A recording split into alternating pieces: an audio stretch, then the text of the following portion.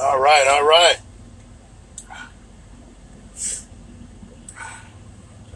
This is my first Instagram Live in quite a while, folks.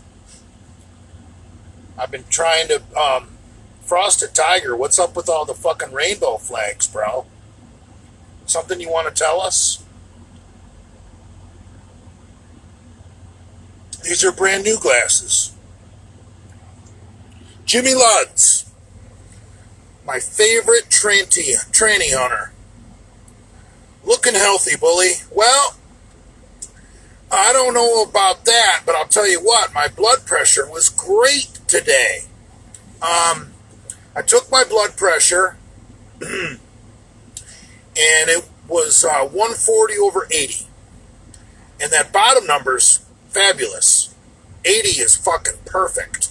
But 140, that's the cutoff where it becomes borderline. So I redid it, and I did some deep breathing techniques. You should always breathe deeply.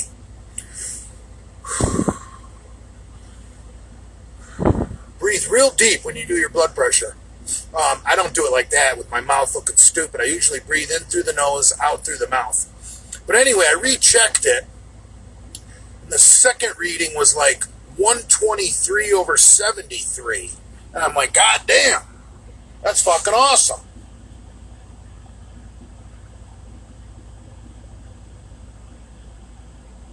I see more rainbows.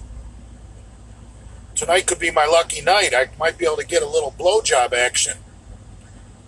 One of you soy boys.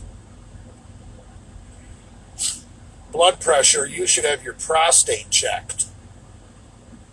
Is that a proposition? Or getting your blood pressure down for the sale of a single gel measurement doesn't help? I don't know what that means. Oh, you mean like what is it all the time? Right. Like just doing a bunch of deep breathing techniques just to get a good number? I know what you're saying. You really should only do that when you go to the doctor's office. No, but just doing it cold, I was 140 over 80. That's really not that bad. And then just doing a little bit of deep breathing, I got it down to 123 over 73. So, whatever. I did it twice, bro. If you don't like the second one where I did the deep breathing, you can say I'm 140 over 80. But,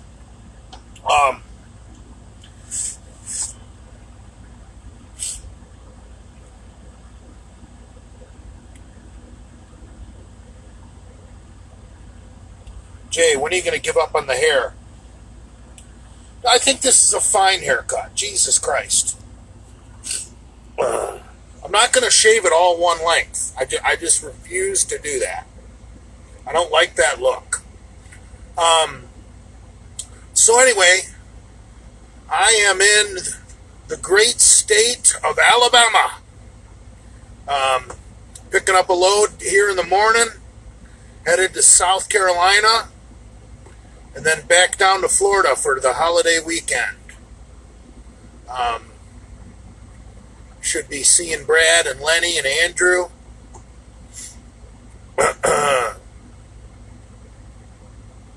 So, if you guys want to get a hold of me, I'll just, I'll give you guys all the Misfit phone numbers and addresses.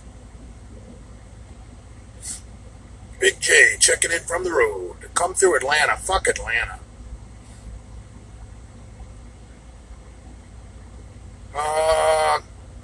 Jim in Columbia. I'm not sure where I'm going exactly in South Carolina. I'm not going to be there long. I think my delivery, let's see, tomorrow's Wednesday. I'll be there. I will be in South Carolina for about maybe 6 hours. Like 2 hours to get to my delivery, 2 hours getting unloaded, and 2 hours to get to Georgia. So I will not be in South Carolina long. Oh, you know what? I take that back. I might spend the night in South Carolina tomorrow night. I'll probably get to South Carolina tomorrow night and spend the night somewhere. I like Columbia. Is that where the University of South Carolina is? The Gamecocks? That's a good town to go party in. I like it. I'm on my first cup of coffee.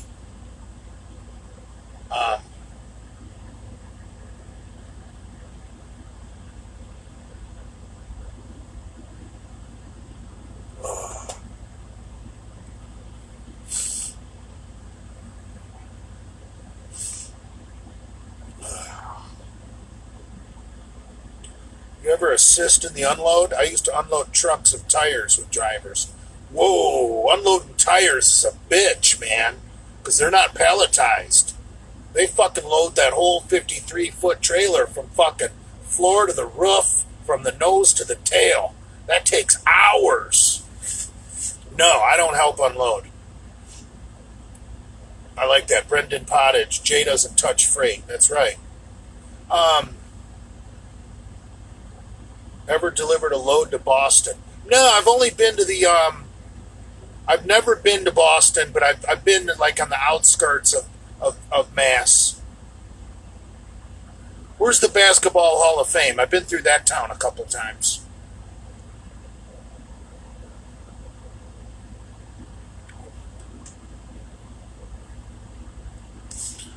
Sleeping in the truck does not suck. It's actually very fucking cozy, and the air conditioning is ice fucking cold, and the sound of the engine and the little bit of the vibration that the big diesel provides is actually rather comforting. It's like, I don't know, I like it. I get incredible sleep in the truck, especially with the CPAP on my face. I sleep better in the truck than I do in a motel room. Honest to God. Biden 2020. That's stupid. Why would you want Biden 2020? The only reason you should vote for a Democrat is if you are disabled and can't work, you're a bum and refuse to work, or, well, I guess those are the only two reasons. Because all the Democrats want to do is raise your fucking taxes and pay other people that don't work. Get a fucking clue. Biden will shut down the entire country. Yeah, he's a lunatic. You know, I was going through my head, not literally, figuratively, and let me explain why. I think Biden's going to win about 17 states, but I think some of those are up for grabs. Like Trump could steal Nevada, Trump could steal Minnesota, Trump could steal Virginia.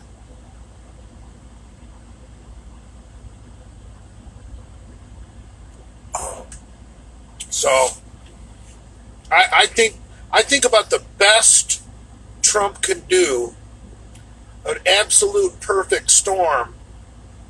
I think Biden's going to win about 14 states. I think if Biden has a real good night, I think he'll win 17. I just can't think of any. He's not going to win every state Hillary won in 2016. He just can't. Because there's no individual support for Biden out there. The only people that are going to vote for Joe Biden are people that would vote for the candidate that has a D next to their name, no matter who it was. There is absolutely zero excitement for the candidate. Nobody's excited about Joe Biden. So the only people that are voting for him are people that vote Democrat every time, no matter what. Those are the only votes he's going to get. Even people that really don't like Trump, like suburban white housewives, who probably voted for Hillary, even though they with their income and their family situation, they'd be better off voting Republican. You know, they're starting to come around and see that just the Democrat way is not the right way.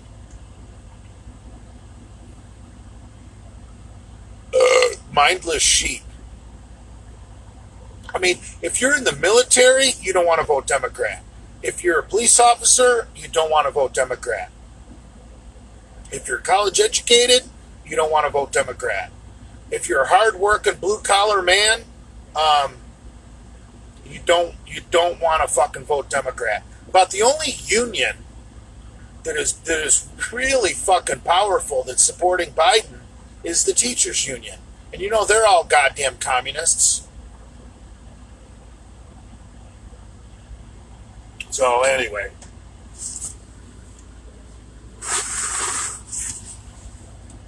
Yeah, I don't know.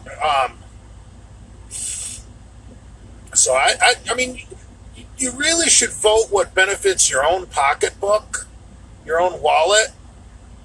So, like, I know there's people that are disabled for whatever reason, no fault of their own, or even if it is a fault of their own. Like, say you were drunk driving and you fucking paralyzed yourself, crashing your car like a retard. No, but I mean, if you're disabled and you live 100% off the government because you can't work, it's probably in your best interest to vote Democrat. Because, and if you're a fucking bum and you don't work out of choice, you probably should vote Democrat. If you are a single mom whose only job is pumping out babies, you should vote Democrat. I really don't see who else it benefits. I mean,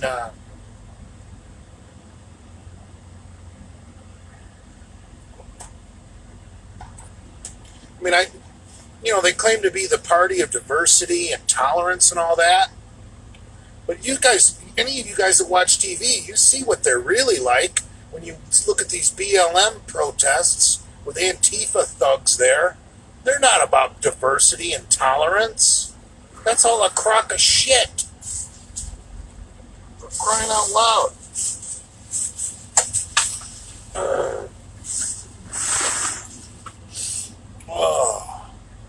Is Dale on here? Hey Dale, what's up? Dale, I don't know if you've seen the video. There's this midget kid that he actually competes in Special Olympics. He's a shot putter, like I did in college. This little teeny midget throws the shot put in the Special Olympics, and he posted a video the other day of fucking him squatting 405 for a couple reps. And the caption was pretty funny. He said, just a little guy squatting 2.5 times his body weight. And I guess the guy's max is like over 500. So he must be real good at singles because he only did 405 for, I don't know, 3 or 4. I don't see someone doing 405 for 304 getting 500. But some people are really good at doing singles. And midgets have a different, or I should say dwarf. Dwarfs have a different bone and tendon structure. So, maybe a dwarf that can squat 405 for 4 could do a 500 single. Jay, any advice for herniated lumbar discs? No, that's not my area of expertise, bro. God damn, I'll tell you, I don't know if it would help a herniated disc, but I know that doing crunches on an ab bench, where you where your head goes on the pad and you got handles for your hands, and you put your feet up on those pegs. It's called an ab bench, and you just do simple crunches. That's about the best thing for anybody's back. I don't care if you got herniated discs or not. That's just good for your back.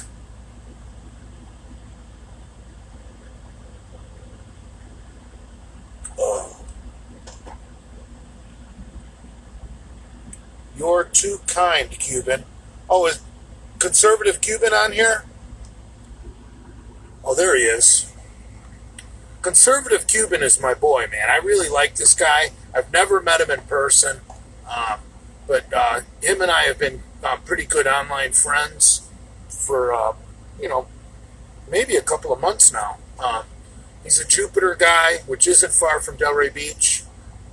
So hopefully we can get together. We're trying to get him on the podcast. So if you guys, here's what you guys can do. Message Brad. Tell Brad you want the conservative Cuban on the fucking podcast. My name's Dale Chance. I'm on my Harley Davidson bike talking to these bigger fellers. Shit. Dale's pretty big. I'll tell you what, when Dale Chance is like 260, it's pretty, he can keep up with just about anybody with the weights.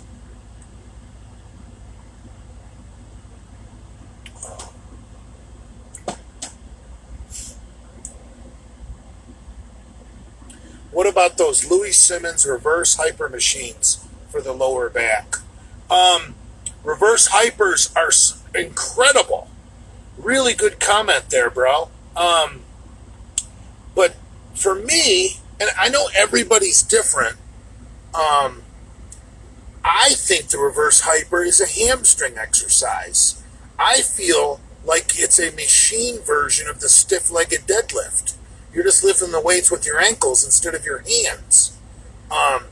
So I always did reverse hypers at the end of my leg day for my hammies. And I remember at the old Delray Fitness, the old World Gym in Delray, where I first met the Misfits, they had a reverse hyper. And I remember, obviously this is before I injured my knees, I used to do reverse hypers at the end of my leg workout.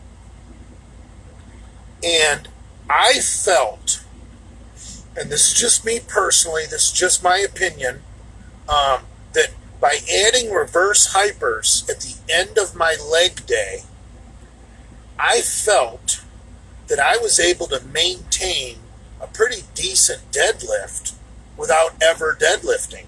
Like if I would decide to deadlift and come in and do a deadlift one day, it wasn't like I was doing my first deadlift workout. It was like I'd been doing them all along. It was a pretty cool experience. I just felt like without deadlifting, the reverse hyper machine kept me in the game. And you play to win the game. If you're new to this program, we play to win the game. And you can't win the game if something isn't keeping you in the game. And I felt that reverse hypers kept me in the game.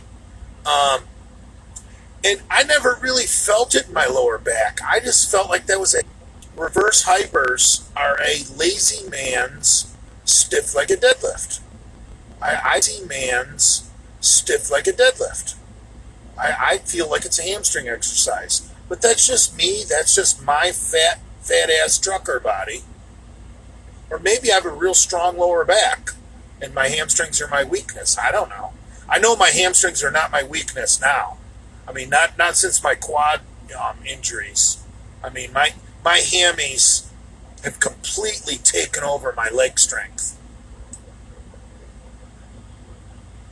You know, I posted that Pendley row workout on my YouTube Sunday, and I'll tell you what, pretty cool feeling Monday morning. You know what was sore Monday morning? My lats, my hamstrings, and my calves. So, and I think that's awesome. Let me explain why.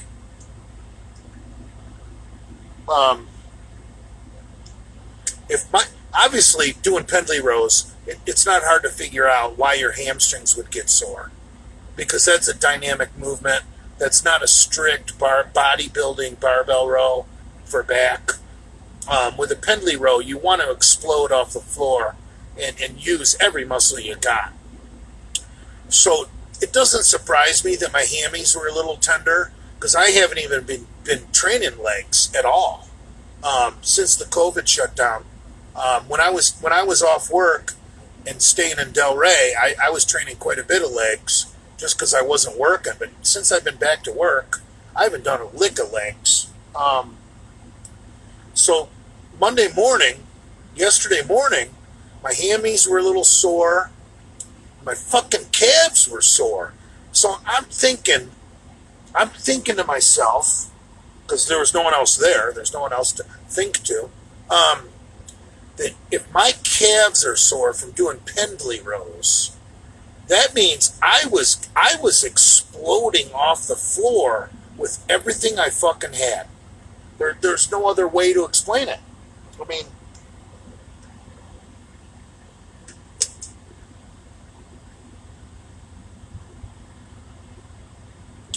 and that's what that exercise is all about. Exploding off the floor with everything you got. See, that's one of my training philosophies is stop thinking about what muscle you're training that day. Any of you guys that have ever heard the term systems approach? And usually people apply it to business. Well, I like to think about lifting it with a systems approach. So, what system was I training Sunday? Well, pendlay rows are going to work your entire posterior chain. Okay?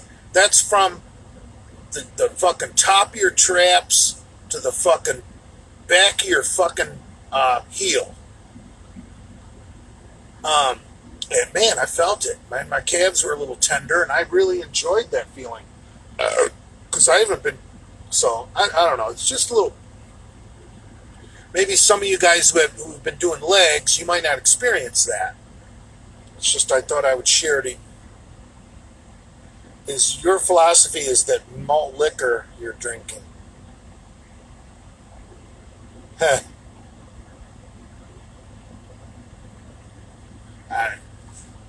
No, but with the systems approach to lifting, like say you take your three main bodybuilding lifts: your bench, your squat, and your bent over row. And I don't even want to get into how to properly do a bent over row right now. I'm not talking about pendlay rows. I'm not talking about Yates rows. I'm just talking about back to basics, bent over barbell row. Those should be your three basic systems to get big: the bench, the squat, and the bent over barbell row. So, if you take a systems approach to lifting, and those are your three basic movements, what taking a systems approach, what exercises are you going to do to make each of those three exercises better? Well, for the barbell row, you're going to want to do like a low row, a high row. Like you're going to want to, it's almost like the opposite of doing chest. You're going to want to do an incline, a decline, a close grip. And then for the squat, you're going to want to do a hack squat, to get some quad workout in. You're going to want to do a fucking leg press to really hit those hammies and those glutes. So see, isolation work. That's why I don't do a lot of arms or stupid shit like fucking hamstring curls. That's not a systems approach, bro. Bicep curls, that's not helping my barbell row. If I want to take a systems approach to make my barbell row better, for biceps, at the end of my back routine, I'm going to do a reverse grip lat pull down, like this. That's what you should do for biceps. I'll tell you what, a lot of professional strongman competitors, like the world's strongest man, they don't train biceps because they don't want to tear their biceps. So they will do, I know some of the more fit guys will do chin-ups for their biceps because there's nothing better for your biceps than chin-ups. So the guys that are more fit will do chin-ups for biceps, and then some of your heavier guys who can't do chin-ups, they'll do the reverse grip lat pull down. And if you take a systems approach to your squat, how's a leg curl going to help your squat?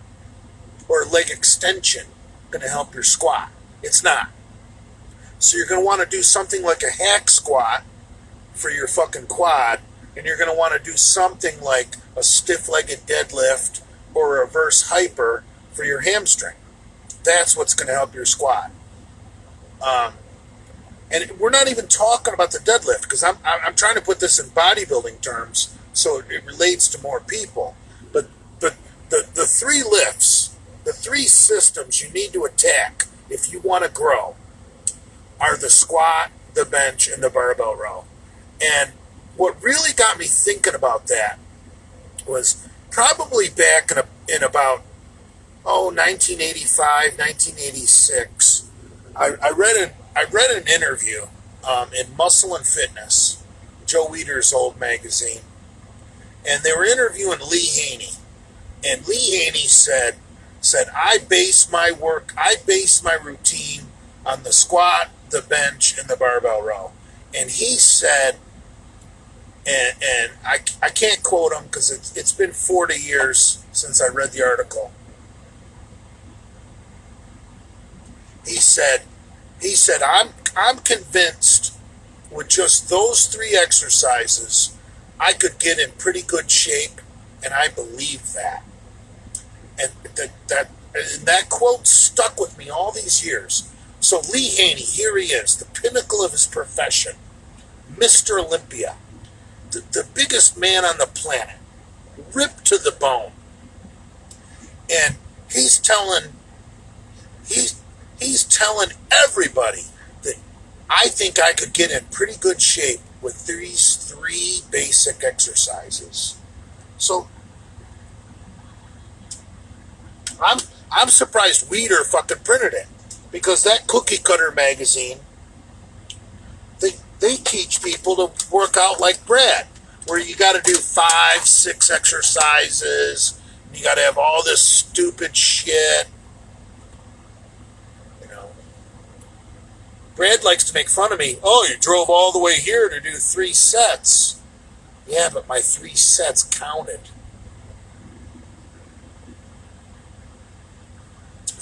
Doing 30 sets isn't going to do shit.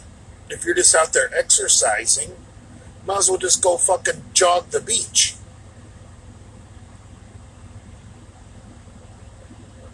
Adam Harper got Genova in decent shape that 1 year. Yeah, well, define shape. I mean, when you say shape, you mean percent body fat? Because that's all knife and fork. That really has nothing to do with the way you train. Like, if I wanted to get lean, which obviously right now I don't, I wouldn't change the way I train. I would change what I do with the knife and fork. too many of you morons have been watching too many Rocky movies where you think if you want to get in shape, you got to do more work. Whoever that doesn't that doesn't that's never ever gonna work. To think that you can do more work to get in shape. No. The getting in shape, quote unquote, which I interpret as when you say get in shape, that just means look good. That's all knife and fork, bro. That has nothing to do with the way you train. And it has nothing to do with your conditioning either. Because I've seen football players and boxers that look like they never touched a weight in their life that would fucking kill you.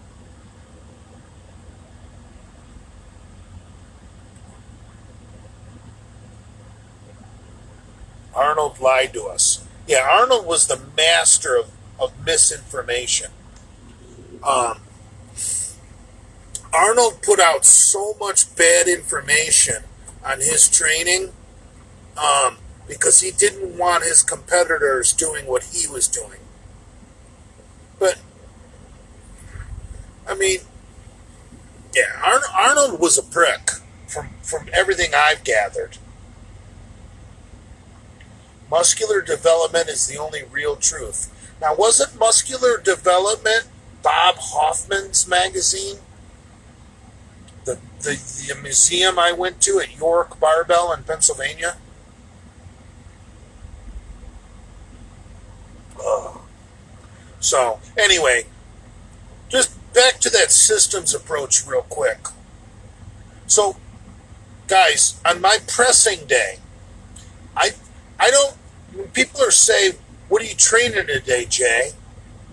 I don't say it like a bodybuilder, like, well, I'm training chest, and I'm training front and middle deltoid, and I'm training my triceps. No, I'm doing a pressing routine. Mostly barbells, but I'm going to do machines too. But in reality, I'm doing chest, front and middle deltoid, and triceps. But I don't say it like that because I don't think that way. I think in a systems approach. And so I pretty much figured out. Now, here's another great principle. This works really well in the systems approach that I'm trying to teach you guys here. It's called the principle of first and thirds. Okay? You always want to put your main exercise, the one you want to get really good at, first. That just makes sense, right? You bench first, you squat first, you do your bent over rows first. Okay? Now, a common mistake is people will put an exercise similar to that second. Not so quick, my friends. Here's where the principle of first and thirds comes in. What you do, you put your primary exercise first, okay? Then, second, you change it up a little bit and you do something from a different angle. Get me?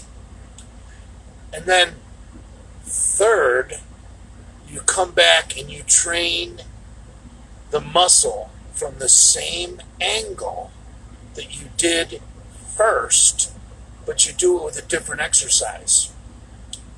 And you guys know I love this expression. Let me explain. That's why for my pressing routine, I would do bench press flat first. Then my second exercise, I would go to either a decline or an incline. Okay? And then my third exercise, I'm going to come back flat, but I'm going to bring the grip in and do a narrow. Get it? First and thirds. I'm not going to do my narrow grip second. That's just stupid. I'm going to go to a different angle. You know what I'm saying? You're almost resting the fibers. Like, in fact, you are the fibers that get activated on the flat bench. You're resting those fibers while you do the incline or the decline. And then you come back to the flat bench and you do your narrow grip bench for your tricep. And you'll actually be better at your close grips doing them third as opposed to second. And I hope that's not too heavy or too much to think about. And here's how I would adapt that to legs. You come in, you squat first, right? That's the lift you want to work at.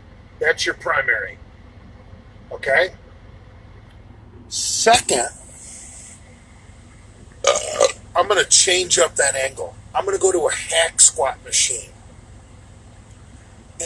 which is going to work the quads. Okay? Third, back in my wheelhouse, that's more similar to a squat. Get it? The leg press and the squat are more similar to a squat. Get it? The leg press and the squat are more of a similar range of motion. First and thirds. With the hack squat in the middle. It's on pressing day, flat bench close grip with an incline or a decline in the middle. First and thirds. And on back, you can get a little more creative. If you bench press, if you do barbell rows first, you could do a low row second. It doesn't actually work as well for back. Like back, I like to get all three angles in my first three exercises. Like I would do my bent over rows first, and then because my upper back is one of my weaknesses, I would do like a hammer strength isolateral low row. I like the low row because you're actually pulling somewhat up, and so you activate more upper back, and that's one of my weaknesses. Like, relax, that's fucking gay. And then like my third exercise, I would do like a hammer strength high row. So I don't exactly use the first and thirds on back day. Let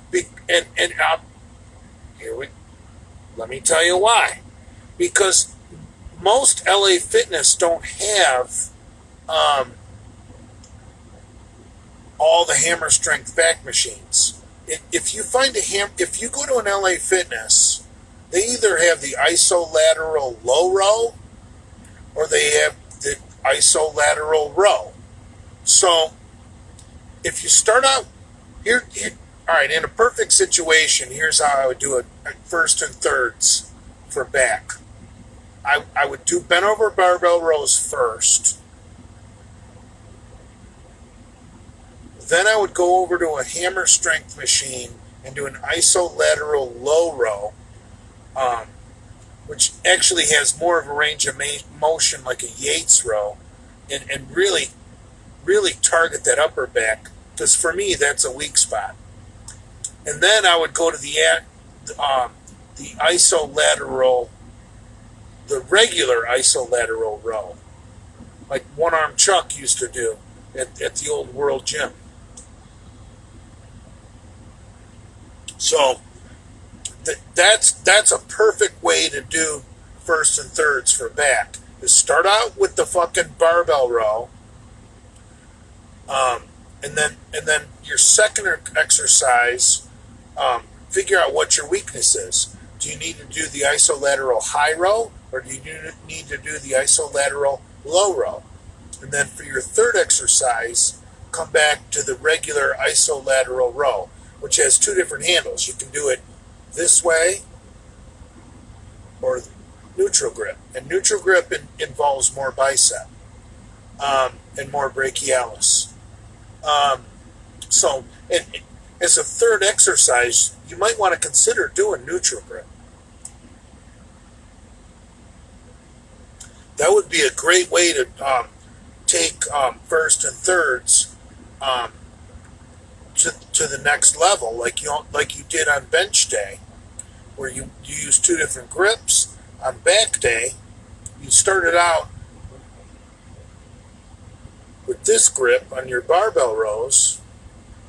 Then you go to your high row or your low row, whatever you decide to do, and then you come back to your machine row, and you switch up the grip, do the neutral grip. Same range of motion, two different grips. It would actually pair really good with your pressing routine, because your pressing routine, the third exercise, it really emphasizes the tricep. And if you did that on back day, your third exercise would really emphasize the bicep. So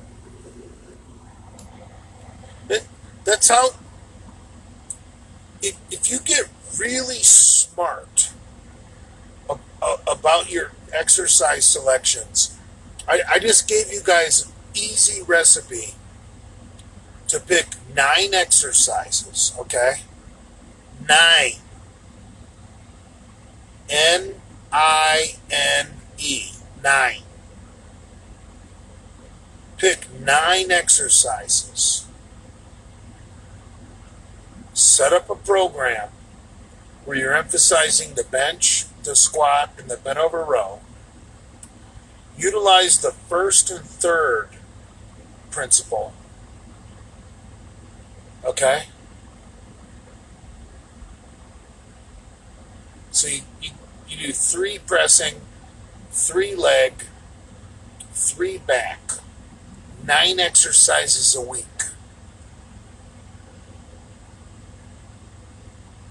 I guarantee you, you can get huge on 9 exercises a week. Huge. And I know what some of you guys are going to say.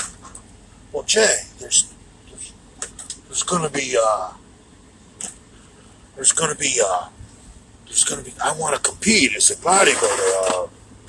I just really feel that there's going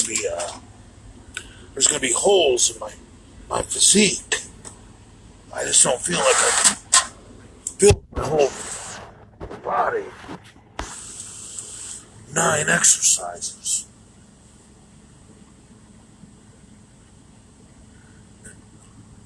Okay. I understand that question. It goes back to how we are human organisms. Okay?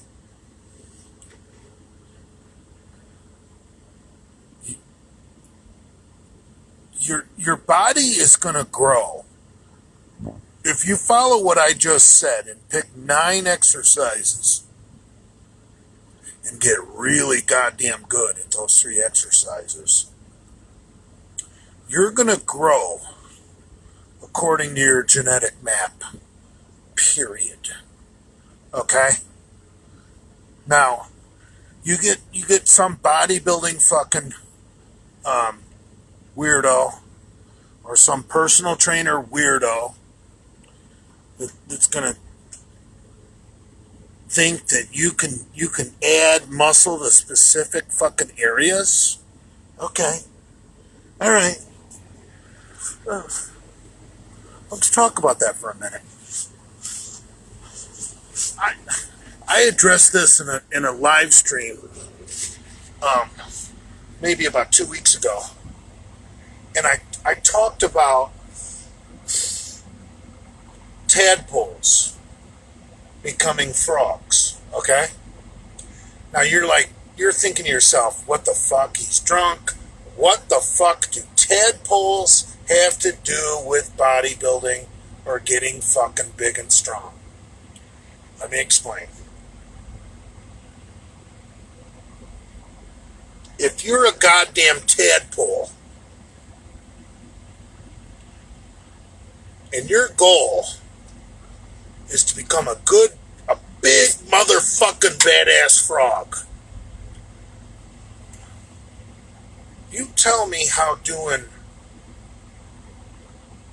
cable side laterals for your middle deltoid or dumbbell kickbacks for your triceps while you're still a tadpole are going to make you a bigger frog. Because the other tadpoles that aren't doing that nonsense, that are just working their entire bodies and eating, all they're focused on is eating. Calories, calories, calories.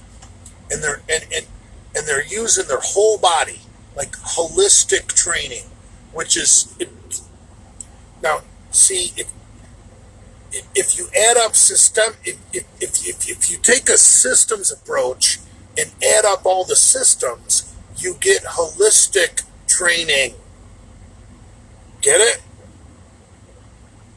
You're doing holistic training, but you split it into 3 systems. So these other tadpoles, they don't really have a systems approach. You know, they're just young. They're just having a good time, swimming around, you know, looking at pussy, fucking eating, laughing, having a good time, playing sports. And you're there doing dumbbell side laterals or cable side laterals, and dumbbell tricep kickbacks, preacher curls, and other nonsense. While they're training their entire body and they're eating, they're going to become a bigger frog than you. Okay? It's just the way nature works. So that's why bodybuilding just doesn't work for high school sports, because how many dumbbell side laterals or tricep kickbacks do you think Joe Montana did or Tom Brady did to get those Super Bowl rings? Come on, man.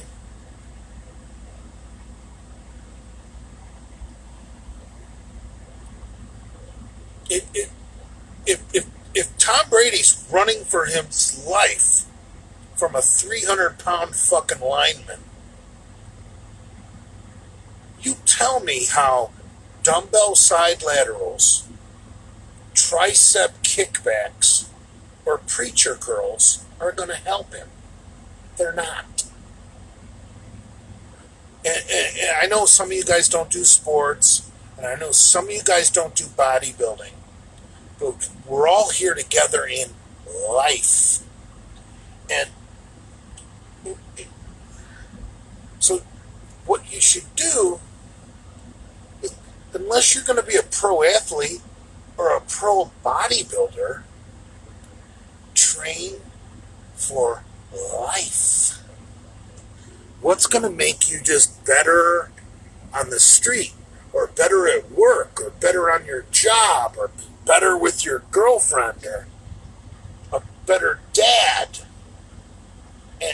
And the basic exercises are going to do that for you. If you follow my routine, my holistic training, where I split it into 3 different systems.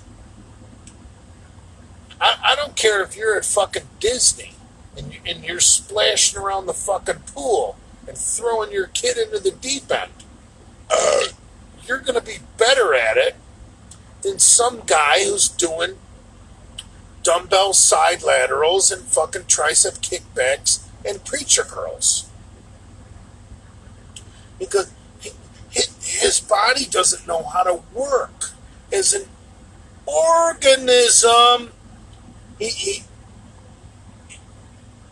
Have you ever seen a bodybuilder try and do something athletic and it just looks like it doesn't work?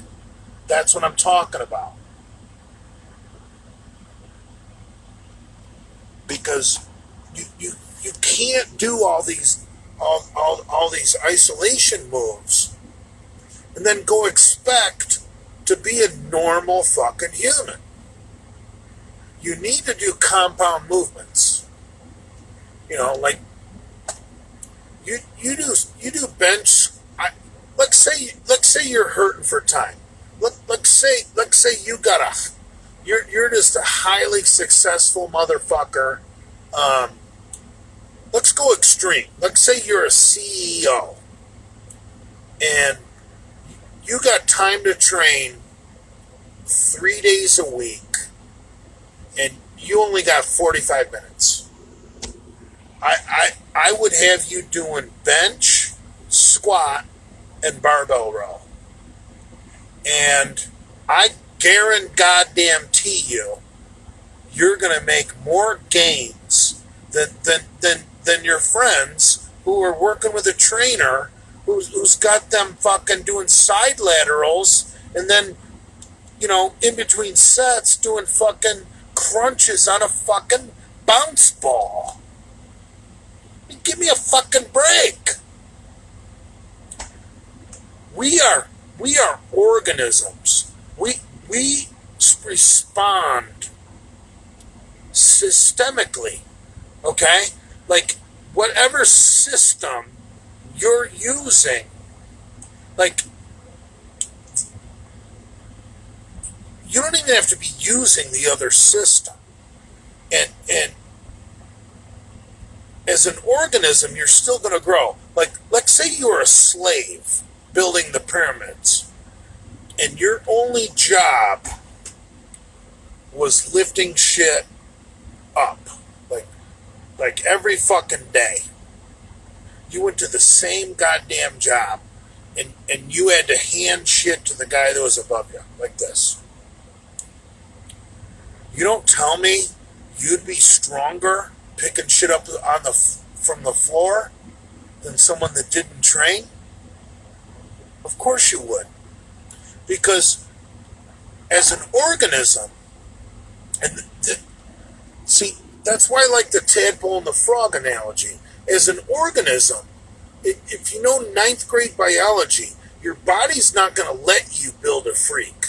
Like a slave building the pyramids. His only job was to hand things upward like this.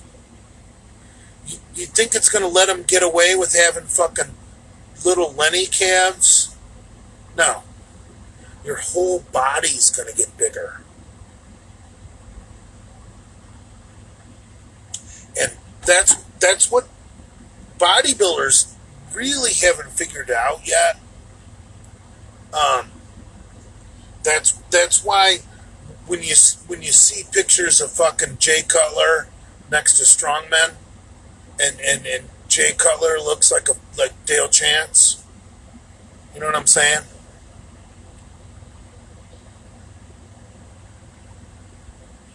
And I'm not saying you need to be a pro strongman. I'm just saying, how many of you guys are going to get on stage and compete in bodybuilding? Probably 1% of you. Okay? So why the fuck are you training like that? It makes no sense.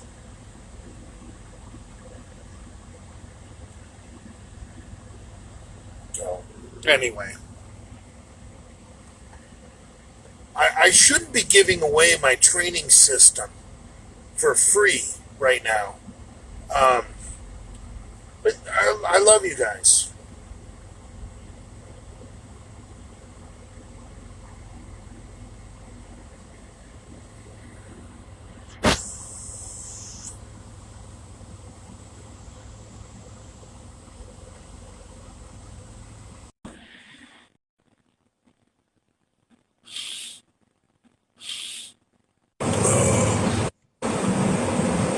I'd be a pussy ass motherfucker if I would decline.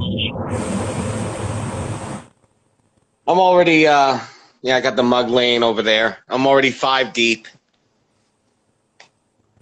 5 deep on the hurricane. Can you hear me, bully? Yeah, it looks like you got your hair under control. Did you get a haircut? Yes, I went to a proper place of getting your haircut. I got my haircut by a white person. The Cubans, as racist as it sounds, Jay, you'll understand this. I got my first lesson on this when I was very young. My stepfather, who he was flawed, but in his way, he was a good man. I remember we were working on you'll love this. My mother once had a 1974 LT Camaro with a 350. Yes, it had the bumpers on it. Anyway. 74 is the worst year. Well, this was a good car. I remember my stepdad. 73 was the last year of the steel bumpers. So every car in 74 is ugly as fuck. Then this was a 73 because it had the steel bumpers on it. Okay. I remember the LT. Look at a 73 Trans Am compared to a 74. The 74s are ugly as fuck. Bro, and that's why I always thought of the Camaro as a woman's car. If I'm wrong, please correct me if I'm wrong. But anyway, my mom had this car, and I remember my stepdad were working on this where we have to change spark plugs. And I remember my stepdad telling me, he goes, listen, let's do this like the white people. You could call it racist. You could call it whatever Cuban said it. I've heard other Cubans say it, whether you're doing new construction or you're replacing something in someone's house. Listen. Vamos a hacerlo con lo blanco. Let's do this like the white people, okay? Vamos a hacerlo con lo blanco, okay? But anyway. Oh, you got to teach me how to say that. Vamos a hacerlo como lo blanco. Shit. I'm a little buzzed. I'm not going to get it tonight. Neither am I. Neither am I. Back to your philosophy about being Camaros, bitch cars. I got a good story. My dad's dad was an executive at Pontiac Motor Company, and which makes the Firebird, which is pretty much the same car as the Camaro, except the sheet metal's a little different. Jay, you're being way too modest. Your dad, hold on a minute. Back up. Just say that one more time. People are going to think you're talking shit or whatever. Say that one more time about your father, about Pontiac. My grandfather, Jack Masterson, was a vice president at Pontiac Motor. He was in charge of buying all the steel, all the rubber. He played football at he fucking played football at Hillsdale College. I think 1951, or they were undefeated. NAIA national champs. He won the in World War II. He got the Distinguished Navy fucking cross. Yeah, my grandfather was fucking off the chain, man. 6'5", 300, very mean man. I wish I would have got his height. But anyway, back to my story. Please. So my mother, growing up my whole life, had pretty cool Firebirds. In fact, when I was a baby, we had a 67 Firebird 400 that was like, that ran like a raped ape. And shit, I don't know how much the fans will be interested in the story why. But I know why, because the first 67, the first 567 Firebird 400s were all Videro green, and they all got prepped out of the factory to be fast as fuck, because it was a marketing campaign. And because they didn't want that car to be fucking a dog. So the first 500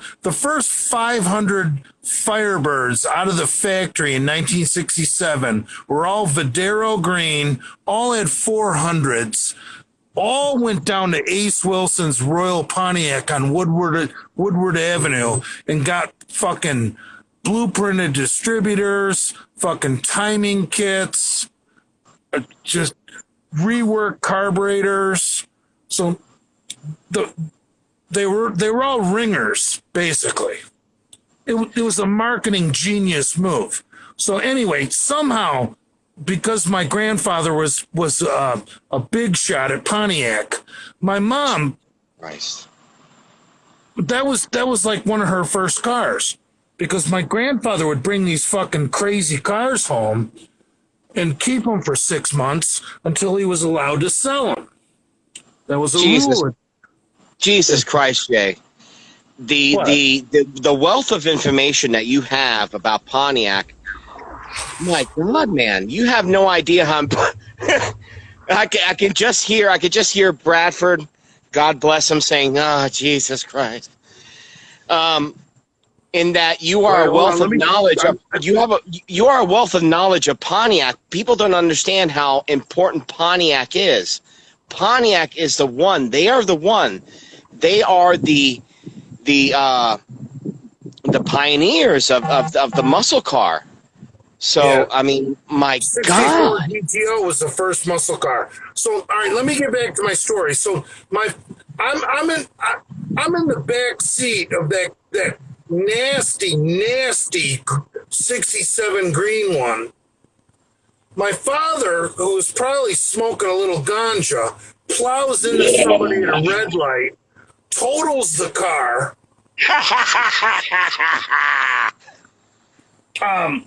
I'm fine. So my grandfather, American Steel. My grandfather gets my mom's next car is this really lame 69 Firebird in a Daytona yellow with a 350. So anyway, that car was so slow, but it looked cool. It looked cute. It was yellow with a black vinyl top. It looked cute. It just had a little 350 in it. It was a nice little bitch car. But it wasn't like that nasty green one with the 400. Jesus Christ, was that car insane. So, anyway, moving along. My mom's third Firebird was very similar to the car used in Smokey and the Bandit. It was a 77, but it wasn't a Trans Am. It was back in those days. They had a model called the Formula. Yes. Which had all the same big engines as the Trans Ams. It just didn't have the big tacky bird on the hood and that scoop. Folks, for those of you that don't know what Jay is talking about, at that time, all of the big time baseball players, they had that car. They had that car. And the only reason why I know that because I'm a huge baseball fan. Anyway, Jay, please, pardon me. All right. So anyway, my whole life, my mom, who's pretty hot, had these fast as fuck Pontiac Firebirds, right? So I'm away at college, and I'm not living at home. I'm doing my own thing, and that new Camaro and that new Trans Am comes out, and I think 93. I think that's when the new one came out, 93. And I'm talking to my mom on the phone, and this is brilliant. You're gonna love this. She's like, "Yeah, you'd be proud of me, Jason. I'm looking at a new Camaro." And God bless her. I about throw up in my fucking mouth. And I fucking compose myself. It's your mom. Relax. It's your mom. And listen to what I said. Pure genius. And I didn't skip a beat because I know how to play my mother. Oops, sorry. I said, Mom, you had 3 Firebirds while I was growing up. Now you want to get a Camaro? And she's like, well, yeah, I really like the way they look. And I'm like, and I'm like, Mom, did anyone ever tell you, this is where it becomes brilliant, because I know how superficial women are. And my mom is no different. I say, Mom, has anybody ever told you that a Camaro is a poor man's Firebird? And she's like, no. Are they? And I said, yeah, come on. It's a goddamn Chevy. It's not a Pontiac. Why would you get a Camaro? That's fucking for dirtbags. And so anyway, a few weeks later, she comes home with this fucking bad fucking ass purple pearl Formula. She got another Formula. She didn't get a Trans Am. She got a Formula 350 in purple pearl. God bless that woman. You know, every time I think about these cars, how great they were, I think about my uncles on my mom's side of the family, my grandfather, my dad's dad. He did not have anything less than a 350 until the very last vehicle that he owned, which was a Buick Regal that had a V6 in it. But his first car here in America was a Fury with a 7-liter in it. His second car was a 1973. He had a 440. Yeah. The second car he had was a 73 Monte Carlo with a 350. The third car he had no choice because, you know, my aunt was his little girl. And, Jay, you're going to love this. He traded in that 73 Monte Carlo for an 86, right off the lot, an 86 Grand National for my aunt, my dad's sister. Yes. And my grandfather, now hear this. My grandfather got her car, which he got for her brand new. 1978 Z28 Camaro, which he took that. You're going to love this, Jay. My dad, my grandmother, and I, no one knew what the hell was going on. The car needed to be repainted. The interior needed to be redone. This is what the old man does. Cubans, the way Cubans are, they only seek out other Cubans. They're not going to seek out an American. They're not going to seek out a German, blah, blah, blah. They seek out other Cubans. So my grandfather knows this Cuban that works at the airport. This is like in the early 80s. And the guy paints airplanes for a living. He probably was an aircraft paint back in the day. My grandfather has the Camaro stock already came gray with the pinstripes and everything on it, like orange and yellow. He got it repainted with this gray airplane paint. Emron. Holy shit. You could sit this car out for years in the middle of the desert. You can go back and buff out that paint like nothing. Who ever heard of that? Whoever heard of that? I know all about it. Aircraft paint was called Imron back in the day. Like, it wasn't lacquer. It wasn't, what's the other kind? Fuck if I know. Lacquer, enamel. No, it was Imron. Dude, all the guys that painted that shit are dead. I'm sorry to laugh maniacally, but it's funny. Holy shit. That's how potent that paint is. Anyway, yeah. Holy fuck. You know, everyone that's watching this right now,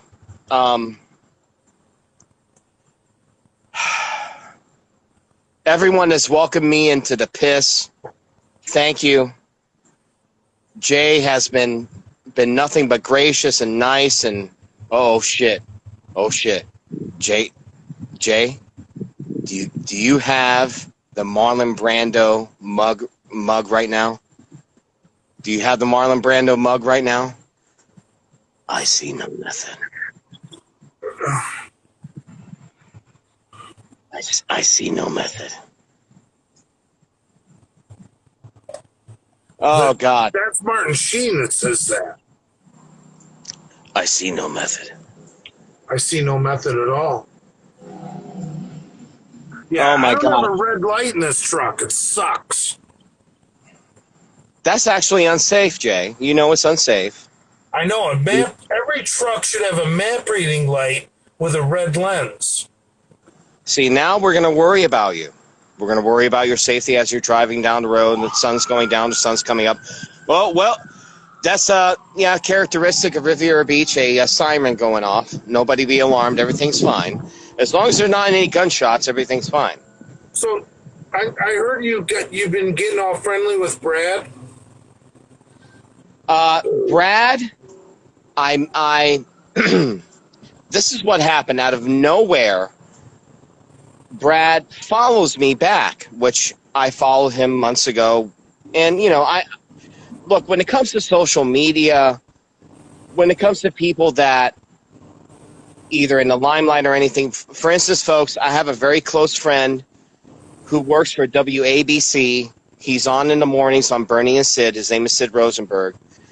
He and I are very good friends. I know well enough to leave.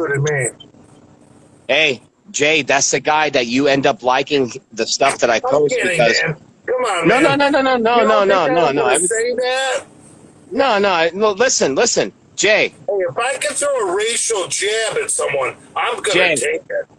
Jay, you're like how I am. Moses was a Jew. Jesus was a Jew. We roll with the Jews. Whether we're Christian or Catholic or whatever, we roll with the Jews. Oh, wait a minute. We got a helicopter going. Now things are getting exciting. God, I love this town. Anyway. Riviera Beach is a shithole. God, I love it, Jay. I'm right here by the water, by the way. But anyway, it's exciting. I love it. It's liberating. Are you close to Singer Island? Actually, I'm right by the bridge. Dude, I heard scuba diving that bridge is crazy. Yeah, it's very nice. Hold on, my neighbor's running for his life. My neighbor's a very nice guy. He's running for his life right now. Anyway, no, I'm right here doing a live on Instagram with the great Jay Masters, the online powerlifting coach. That's right, everybody. Snap a picture while you can. Trump supporter, of course. Hey, yes, there are Trump flags. There are Trump flags, folks, in Riviera Beach. Believe it or not, we have Trump flags in Riviera Beach. What's going to happen next? What's going to happen now? Oh my God! Hey, I used to deliver booze in Riviera Beach. Hey, look, as you said, Jay, and Riviera Beach is one of those places. Unless you're going to look for trouble, you're not going to find trouble. Right. You know where that liquor store is? I think it's 13th Street and Martin Luther King. It's right across the street from the port. I think it's called Riviera Liquors. Well, Jay.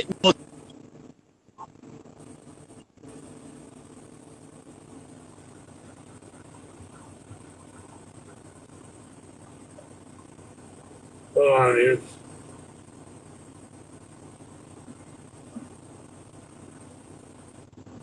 All right, I'm back. Everything's fine. The algorithm didn't affect us. I just right Right behind me, a neighbor of mine is flying a Trump flag. This is in the middle of Riviera Beach. Unfortunately, you cannot see it because it's too goddamn dark. But you can see the moonlight. Hey, Anyway. I don't know if you heard what I said. Do you know where the liquor store is? It's like 13th Street and Martin Luther King. It's right by the port. Yes. It's called Riviera Yes. Liquors. I've gone there on Christmas Day. It has saved lives, Jay. That place has been open on Christmas Day and it has saved lives. I know exactly what you're talking about. Yeah. Before I became a real trucker, I used to deliver booze. Yeah, I like those Arabs in that store, man. They got guns. Look, here's the thing.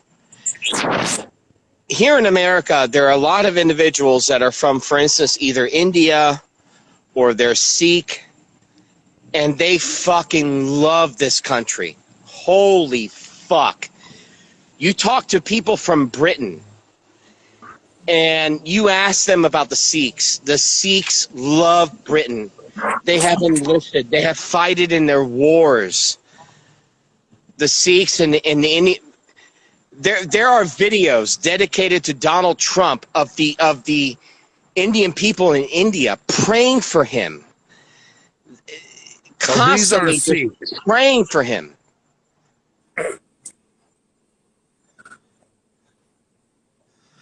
Hold on, it piss and gastrics. Anyway, the reason I brought up Riviera Liquors at 13th and Martin Luther King is because those people will hold the door open for a fucking delivery guy.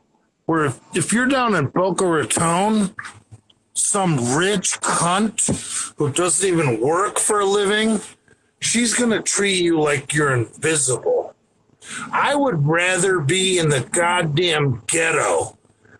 As long as it's like 7 in the morning to like 3 in the afternoon, I'd rather be in the goddamn ghetto than in Boca Raton.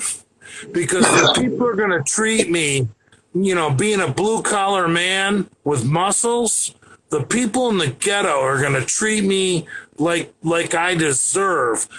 When I'm in Rich Town, where it's all nothing but rich New York Jews, I'm invisible.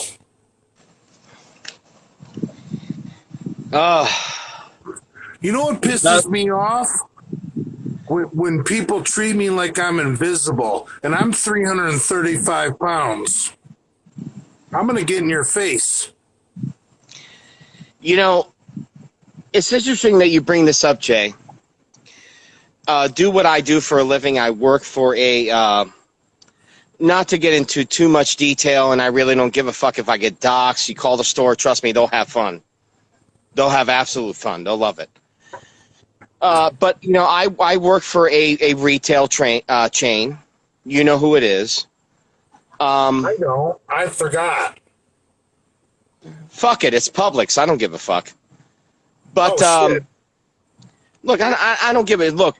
One of the saddest things I see every day now, Jay, because of wearing these masks, you don't see anybody saying, excuse me, pardon me, hello, this, and, kiss my ass, get the fuck out of the way. Nothing. They want to plow through everything. What in the hell is going on in humanity? Jay, I wouldn't have the job that I have if I didn't like, helping people. I wouldn't have the fucking job that I have. I like helping people. You having trouble finding? Okay, it's right there. It's great. Everything's great. But my God, when you come to the store and you just want to plow through everything, how can anyone have any sympathy for you? You're not saying hello, excuse me, pardon me, kiss my ass, get the fuck out of the way. Nothing. And I contribute this. It's psychological. It has to do with these fucking masks. Oh, big time. Big time psychological. Dude, the feminists are saying that the creeper men are feeling safer behind the masks and doing more eye contact. And I actually, I see it. I agree with that. Look, 2020, here's one thing that cannot be denied. 2020 has been a great time to walk around in the open with a warrant out for your arrest. It has been great. For some people, it's been unlucky, but for most people, it's been a great time to have a warrant out for your arrest. I mean, how else can you look at it? My speech is boring. I'm fucked. It's also been a great week, a great year to be a douchebag because the federal fucking government has been supplementing your fucking unemployment. Okay, now we're heading into another subject. We're heading into socialism, folks. Understand that we're talking about socialism now. When they take away your hard-working money and they give it to people that don't do anything, they feel that they're entitled. Oh, wait a minute. Wait a minute. It's racist, Jay. The government It's racist, Jay. didn't allow you to work. That's not socialism. You know, I'm going to have to admit there was a point there where I was actually worried. But now, as crazy as it sounds, and he's talked about it before, Alex Jones, that fucking lunatic, everyone thinks he's fucking nuts, and he's putting on a show and all kinds of shit. But right now, what he has talked about before, it's happening. It's a renaissance. Everyone is seeing everything for what it is. Everyone knows what's going on. We're being separated. We're being made to argue with each other. We're being made to disagree with each other. That's 90s rock. Hey, man. What song is that? Gotta keep them separated. Oh my 90s God. 90s rock. Oh man, isn't that the same? Isn't that the same group that has the song that talks about? It's Green Day or Offspring. It's Offspring. It's Offspring. That's where the same group that has a song where the guy he loves the girl taking advantage of him. It's okay, man, because I like the abuse. Oh, the self-esteem song. Oh, that's them, bro. It's them. That's them. I love the self-esteem song. That's Offspring, bro. Jay, I'm going to be 47 in November. You're the big brother. I'm the little brother, but I'm still there. I'm still there, hanging there with you. By the way, I gotta give credit where credit is due. That meme that Chuck E. Cheese Ranch came up with you and Dale smoking in a band in that scene. Where Sheriff Buford D. Justice shows up. Did you see that? He ran right through our roadblock. You some bitches couldn't close an umbrella. That's where that scene is from. It's fantastic. God bless Chuck E. Cheese Ranch.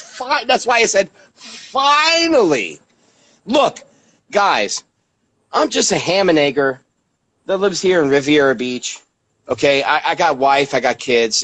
There's only so much I can do, okay? Oh, I didn't know you were a family man. Jay, yes. Jay, now, Jay, you're going to love this, Jay. I'll go back in my background. At 23, I made the stupid mistake of getting married, right? I divorced that bitch. Technically, by 2002, January, we're technically divorced.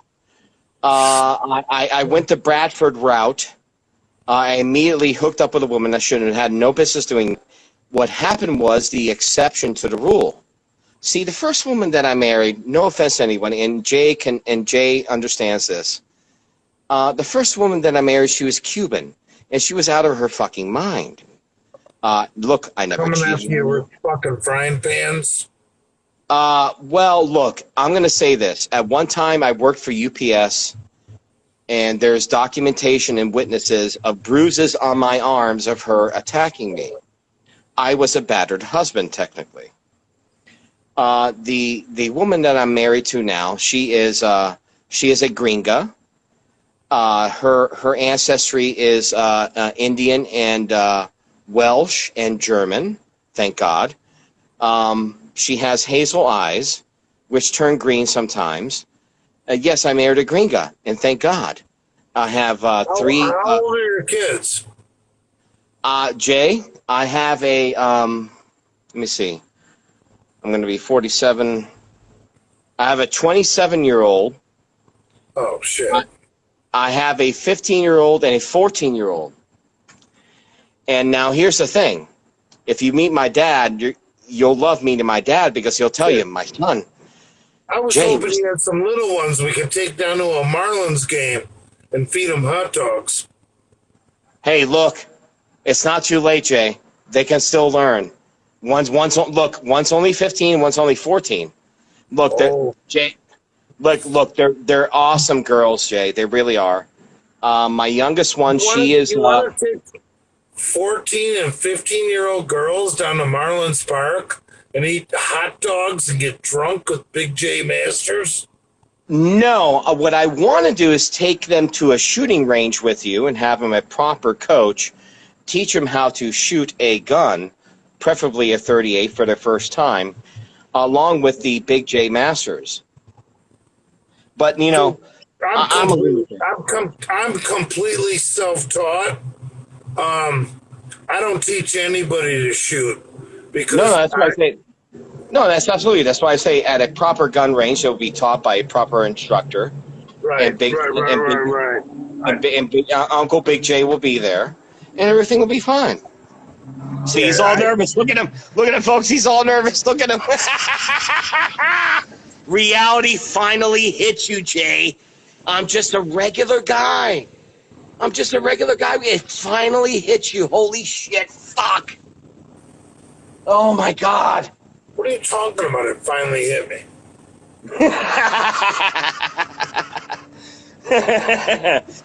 Oh, man. No, look, I got great kids. I got a great wife. Jay, you'll love this. My wife, before her and I became official, she was actually a licensed kickboxing pro. So if anyone thinks I'm just too far right wing or this or that or whatever, Oh, there's weight class though, like 115. No, heavyweight. You got a big woman? I like big women, Jay. Hey, Jay. Jay, fat cowboys love fat calves, Jay.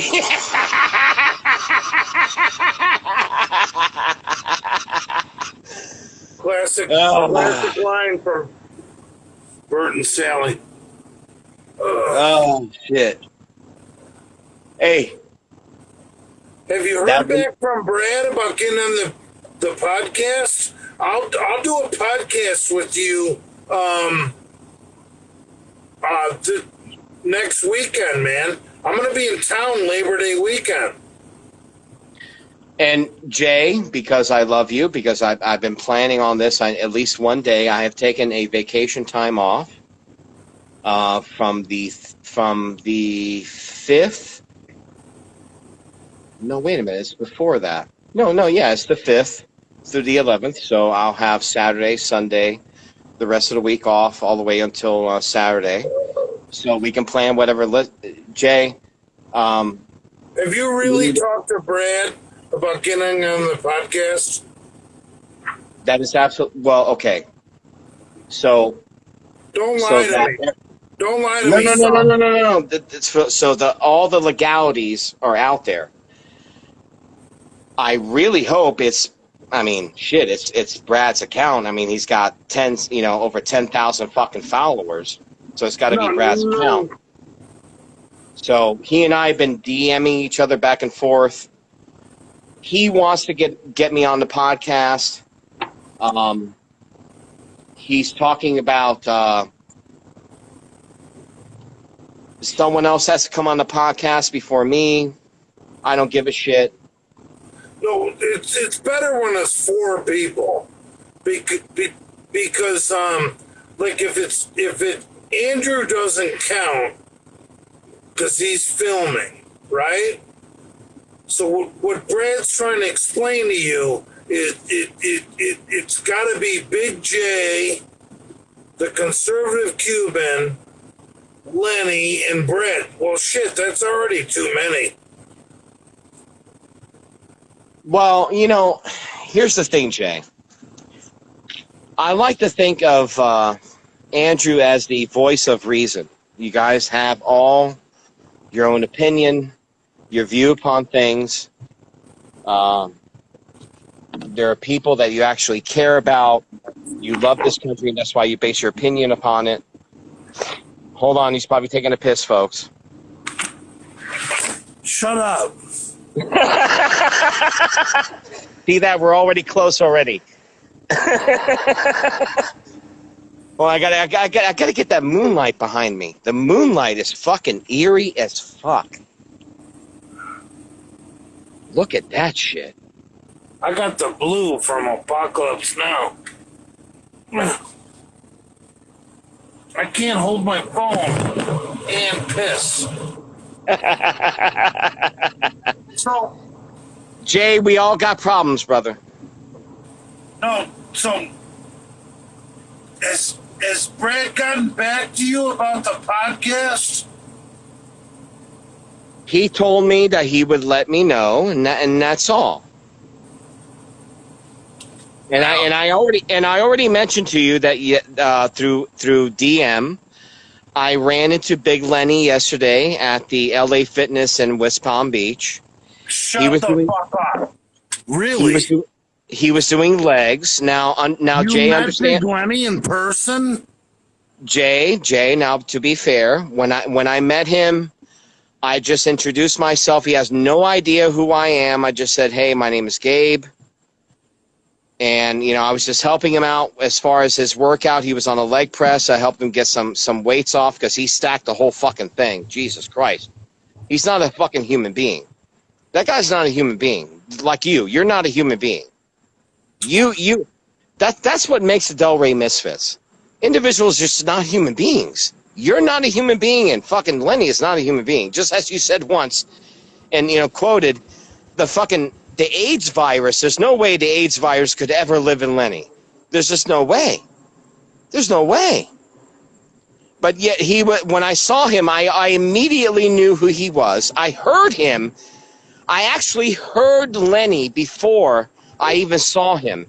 You could hear his voice echoing across LA Fitness in West Palm Beach, Okeechobee Military. So you go by Gabe?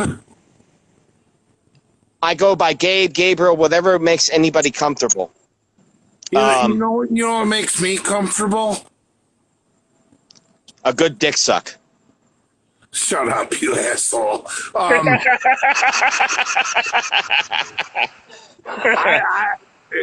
Dude, I like to know that I like the name Gabriel because he was an archangel. So if I have a friend named Gabriel, I'm gonna call him Gabriel.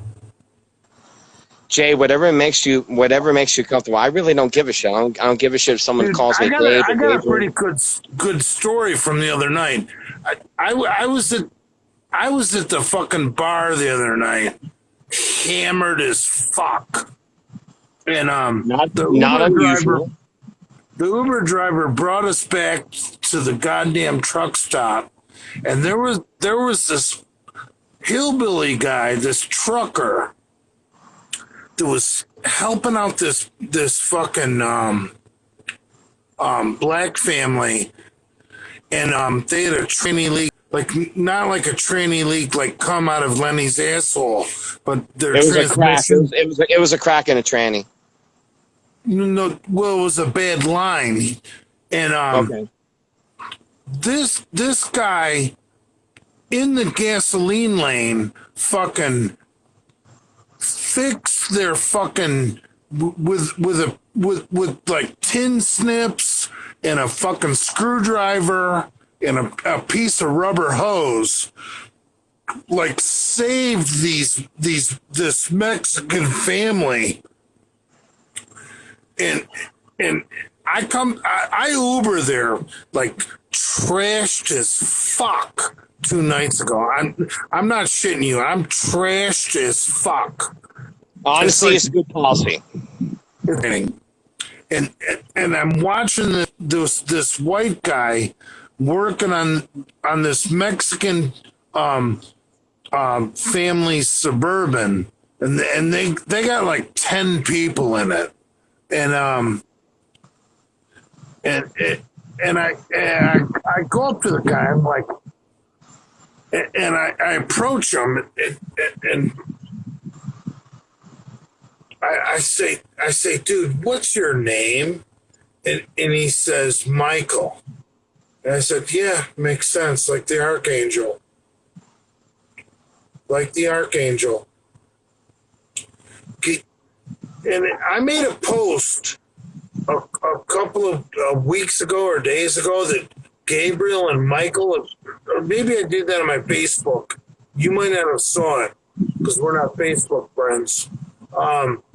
Dude, Gabriel and Michael have saved me. Like, I think maybe a dozen times in my lifetime. Jay, Bible historians, you know why God didn't send Gabriel and he sent Michael instead? No, I don't. Because he knew Gabriel would kill Lucifer. Oh, that's awesome. Yeah. I'm the oldest of 6 children. I have 2 brothers and 3 sisters. Usually, what you see in movies and what you see in television, you'll see the older brother or brothers pick on their younger. I got a brother right now that he's kind of like the David Hasselhoff of electronic music. No one knows who the fuck he is here in the U.S., but everyone knows who the fuck he is in Europe. And I got another brother who left. Jay, you'll love this. He left one of the main. It's not Switzerland. It's God. What is that? What is that godforsaken country in Europe that they're just accepting Muslims and the feminists have taken over? Sweden. Okay. My brother worked for he told them to kiss his ass, and he's gone into the direction of cannabis as far as medical marijuana and things like that. Jay, if you look into, for instance, the stock as far as medical marijuana out of Canada it's amazing. So he told those pharmaceutical companies to kiss his ass, and he went in the other direction. There he goes again, Marlon Brando.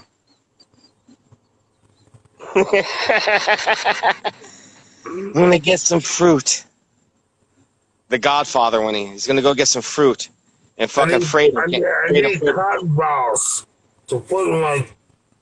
No, you're changing the subject because you got uncomfortable. Here comes the psychology. What was the subject? I told you that Gabriel and Michael have saved me. Right. Okay, I'll give you some background. If you were to meet my father would tell you, my son, Jay, at one time, he was so fucking communist, I didn't know what to do. Now he's so far right, he's gone Tea Party. Very easily. Yes, it should disgust you. That is a natural reaction. You should have that goddamn reaction, Jay. Don't judge yourself for it. I could have easily have gone that direction. But no. There was something primal in me that decided to fight.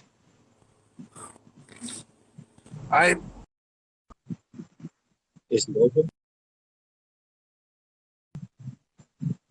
Is it pissed?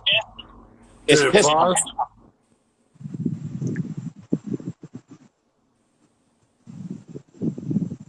Don't worry, folks. I got the moonlight behind me.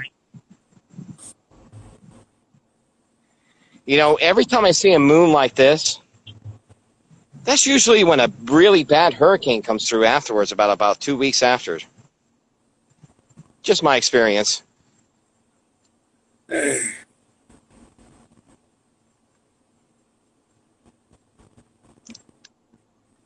Have you alleviated yourself, Jay? My speech is slurring. Have I alleviated myself? Yes.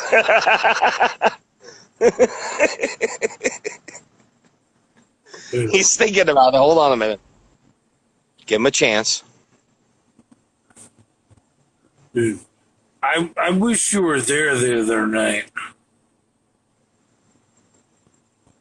When I met another Gabriel.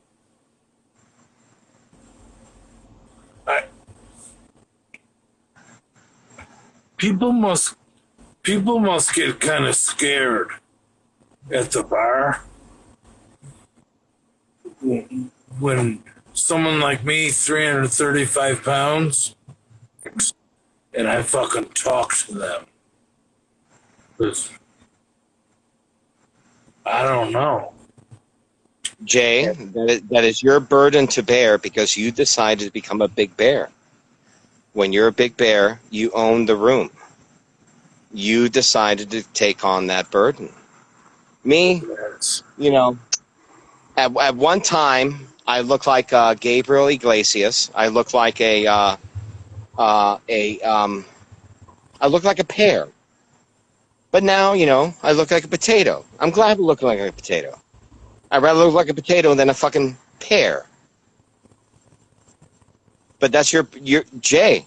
Not everyone is 335 and walks into a room and you can just see individual is just absolutely massive. And who in the fuck is going to fuck with that? Have a good night.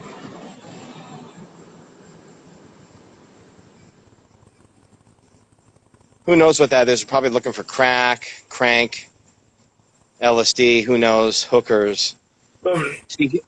See, here's the problem, folks. The street that I live on, and I don't really give a fuck. Everyone's going to think I'm a lunatic. The street that I live on is right here next to Blue Heron. This street is designated as a emergency way for our police, our EMTs. I'm going inside. That's one of your. Dude, you got a free pass. I'm going to grab another beer and sweat out here for another, however it takes. Whatever it takes, Jay. We're in this together, whatever it takes. Whether it's 1 minute or another hour. I'm going to let you go because I want to go inside and get another beer. I'm going inside. That's one of your What? throat clearers. I'm going inside and getting another beer. What, you want me to carry a knife?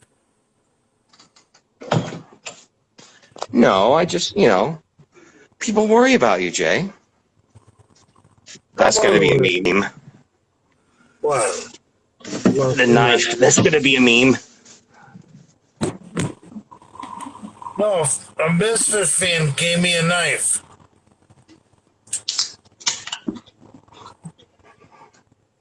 Well, just like the Hulk Hogan song says, they're a real American. Fight with Jay is a real American. I don't go anywhere with this. I never had a knife. A Misfits fan sent me a knife set. I don't go anywhere without this knife. It's like a fucking credit card, man. Don't go anywhere without it. There it is. Yeah. But Jay's a real American.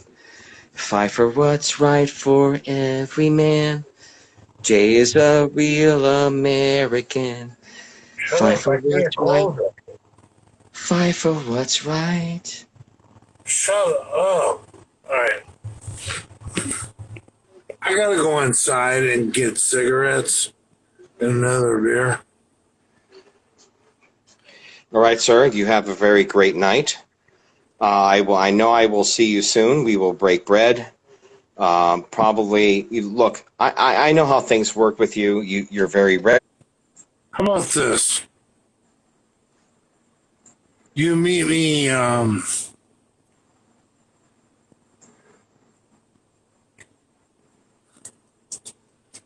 shit, my mom just said surgery. Easy on mom, Dukes. Look, Jay. Just so that you understand, I understand your plight. My mom, she lives on her own. My mother, God bless her, is probably one of the toughest individuals I've ever met. She has survived cancer, I don't know how many times. She has had, I don't know, work out for the best. We'll figure everything No, out. I think you need to be on the fucking podcast, Labor Day weekend. And I'm gonna bust Brad's balls and fucking Andrew's balls. Awesome. You're so nice. Here's the thing that people just don't get and just don't understand.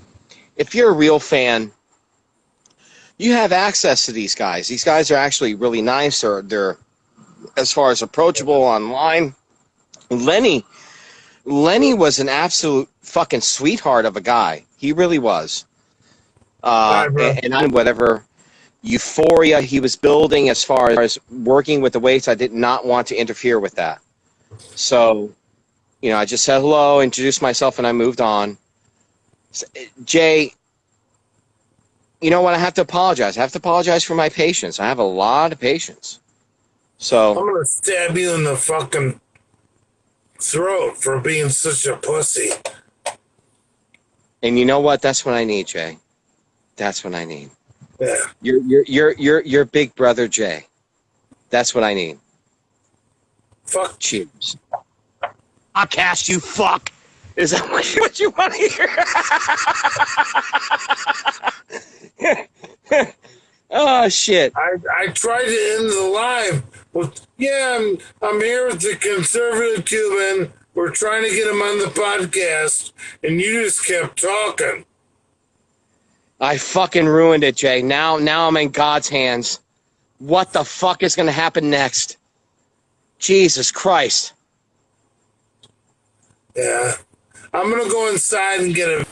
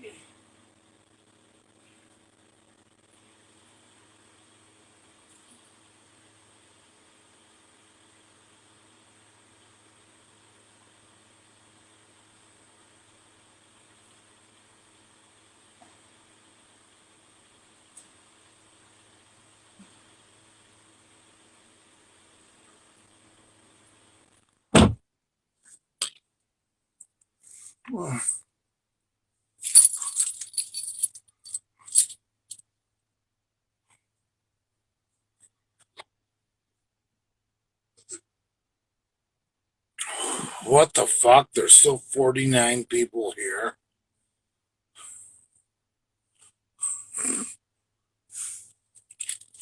I just went to the goddamn gas station, got smokes. There's literally still.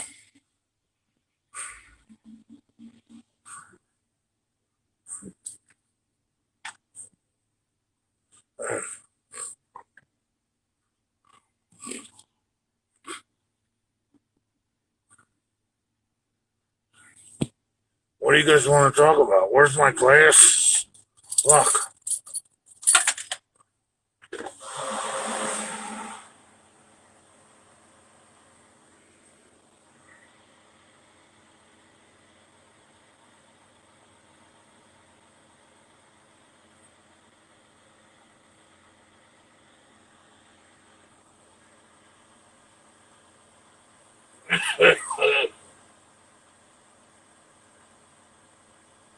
I feel like I let 49 people down. 49 people actually enjoy my live streams.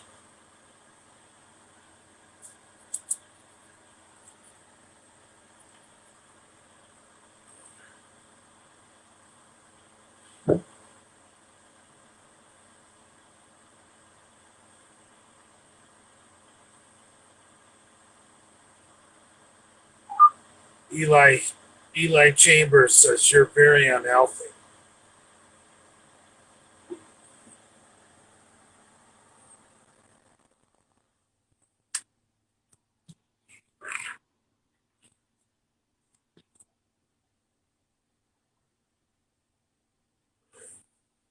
We thought Adam had did you in.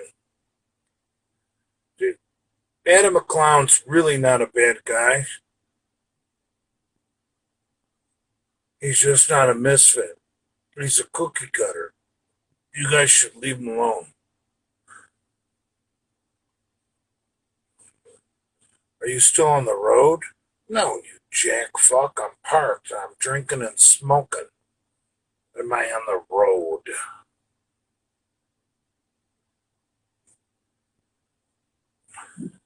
Omega Order 66. Everyone thought you got mugged by a PM.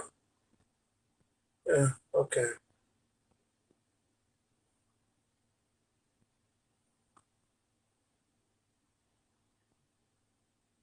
Jay, you ever attend a live wrestling event? I went to one wrestling event a long time ago at the Palace of Auburn Hills, where the Pistons, Detroit Pistons, used to play.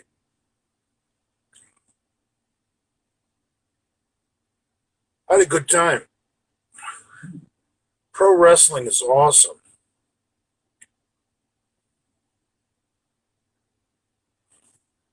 Hulk Hogan, it seems to be a good guy. Um, uh, I really like, even though he's deceased, I love the Ultimate Warrior. His videos are so inspirational.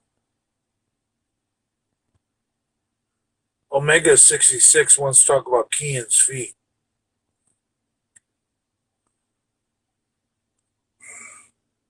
I bet they're gorgeous.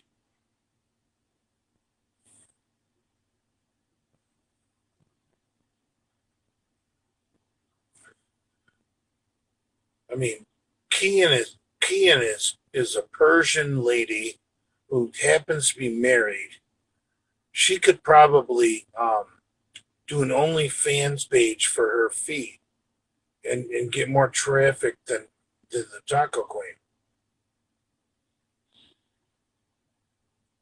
I've never seen Kian's feet. When I met Kian in person, it was at the Gator Bar um, at the Olympia, and she was with her husband, who's a nice man. So, really nice couple, married couple, happily married, as far as I know.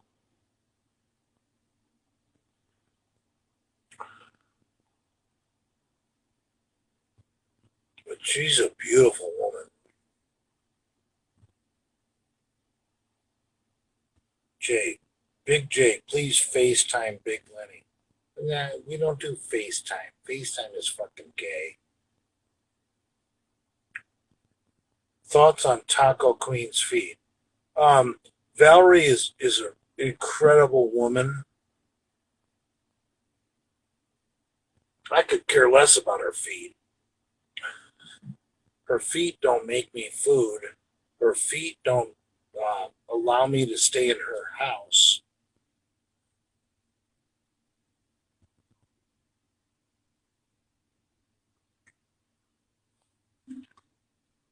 Valerie is a person. Okay?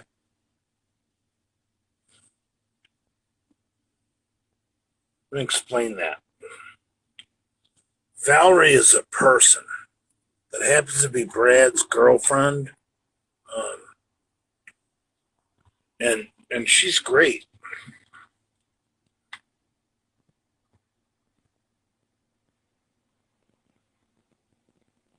Yeah, I've seen her feed.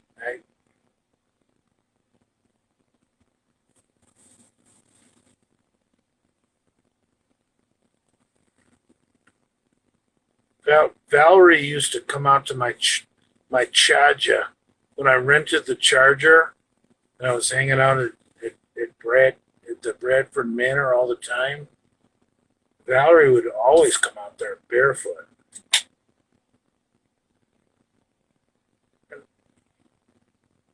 They're not ugly.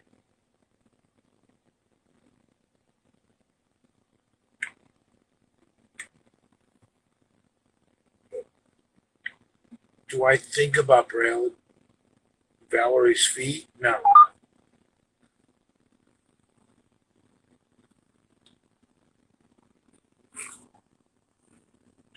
I love this truck.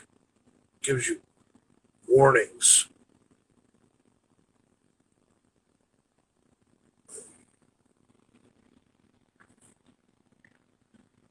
I like to think about Brad sucking those toes, though. That makes me happy. It's Brad sucking her toes that makes me happy. To quote the great Phil Robertson from Duck Dynasty, happy, happy, happy.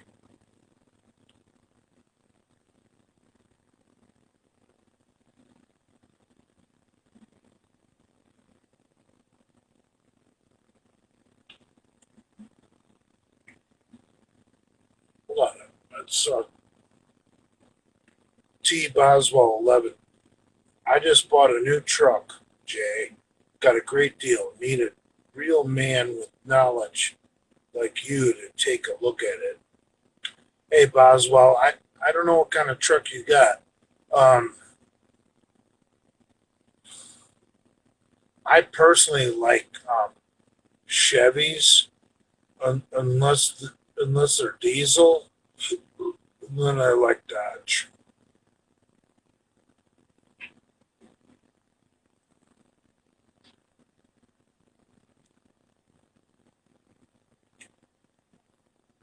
cigarettes go.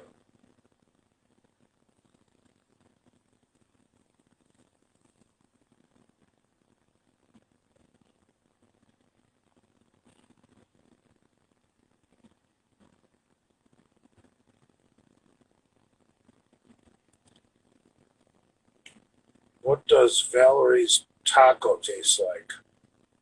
You guys are disgusting. That's Brad's girlfriend. It's girlfriend.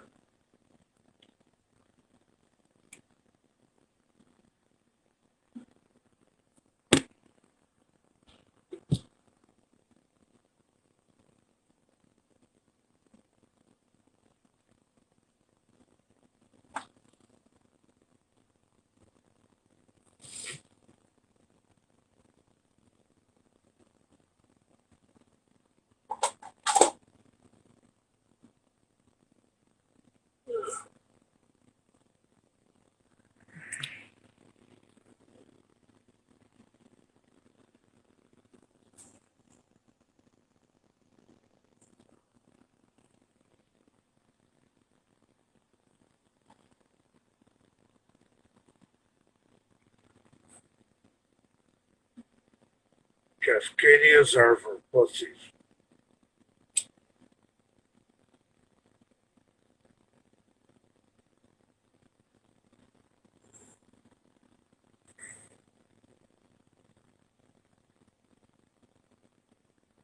Jay, how many pull-ups can you do? I'll tell you what. I can do at my body weight, which is 335.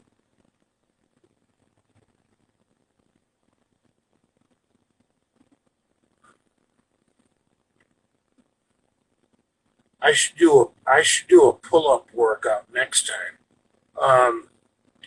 The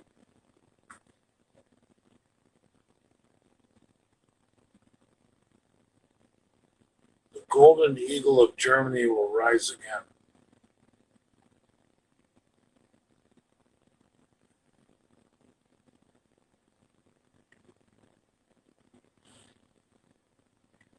Something wrong with you guys.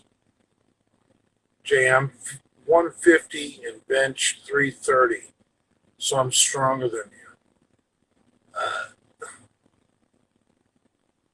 That's awesome. And you know what I would really like to see? If you're truly 150 and bench 330, that's a double body weight bench. I want to see the look on your girlfriend's face when you try and explain to her that you're stronger than me. That would be classic.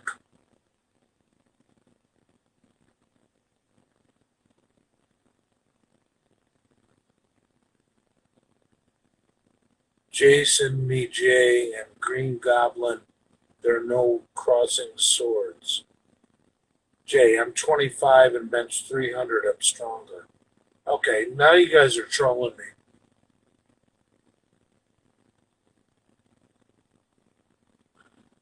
Fuhrer de Kaiser. Leo got a hold of Roger Stone before you.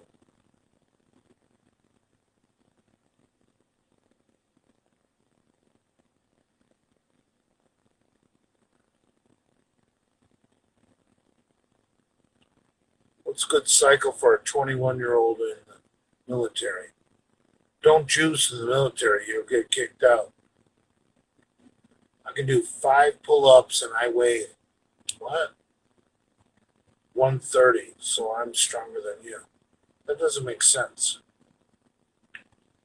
J Masters for a Fuhrer.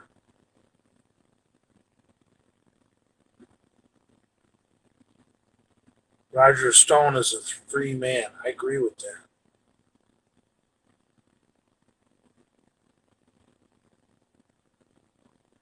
To quote the great Nate Figgs, what are we talking about? Infamous Bob. Here's a good guy. I'm 265 and can bench 135. pretty big for a bodybuilder. I love you, infamous Bob.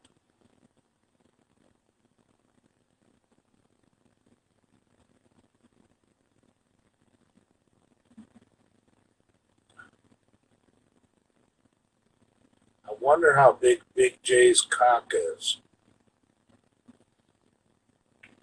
What are you smoking me, bully? I think they're Pall Mall menthols.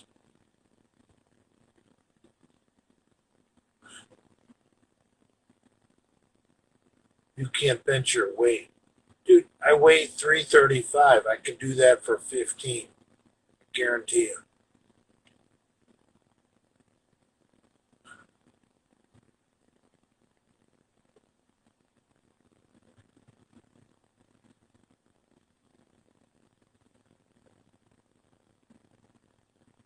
All right, here we go. Boy.Kill'em Joe. Besides drugs, how can you improve your bench press? You get on a routine, man. Get on a good bench press routine and eat like a dog. Nothing helps the bench press more than eating.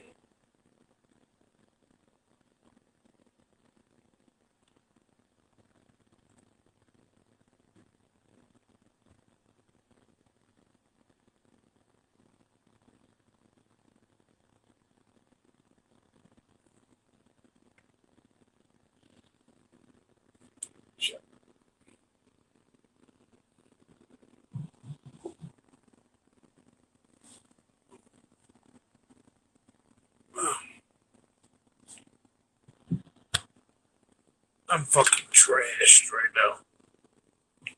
Oh.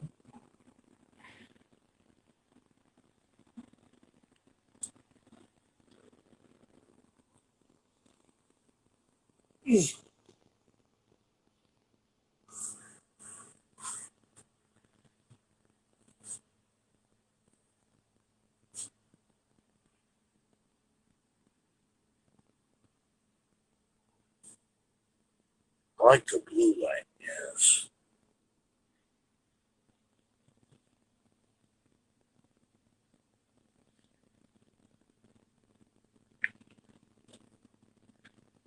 My name is Matt Foley. Yes, I'm divorced. And I live in a van down by the river.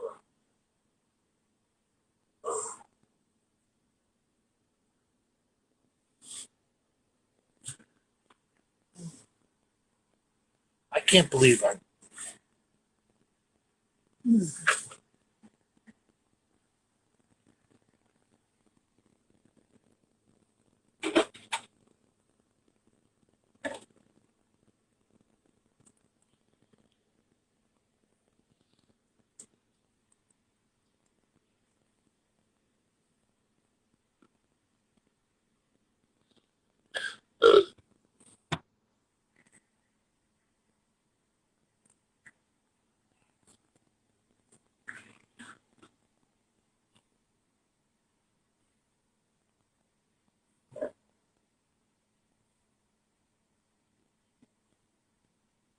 My name is Matt Foley, a motivational speaker.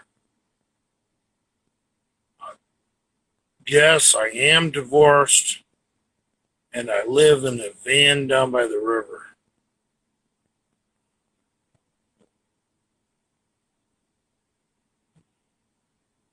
Big J, advice for a type 1 diabetic trying to build size. I'm 210. Dude, I don't really know what type 1 means. Does that mean like you had diabetes as a kid? Like, I don't,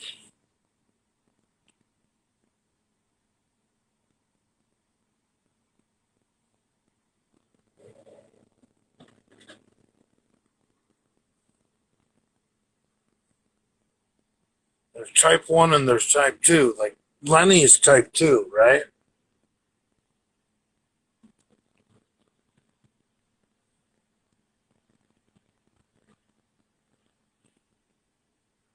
Oh.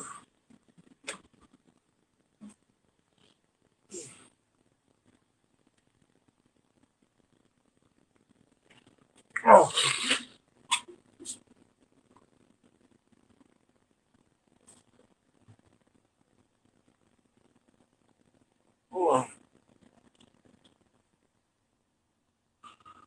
Oh.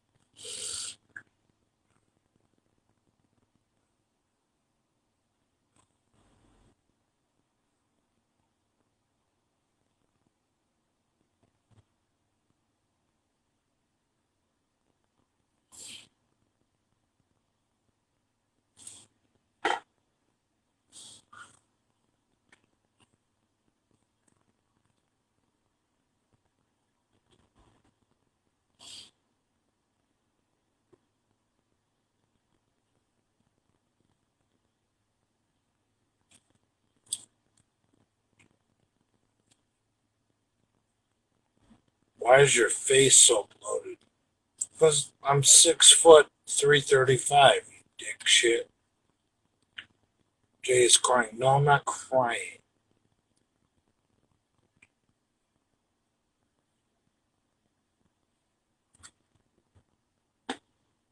Oh.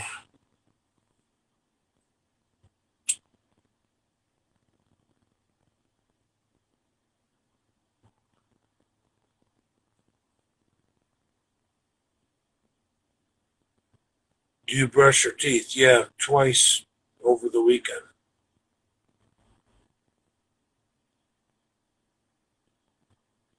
Chuck E. Cheese Ranch just commented. Jay invites me to live.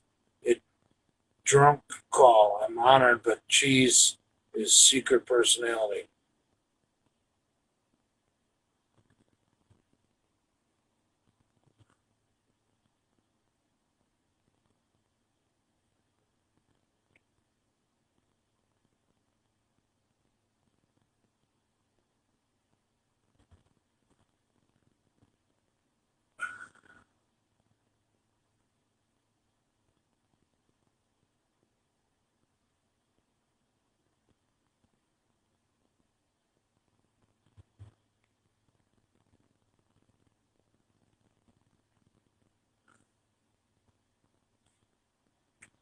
Where do we contact Dale? Rorod says Jay's haircut makes him look less like a bully in a 90s movie. Just needs a leather jacket.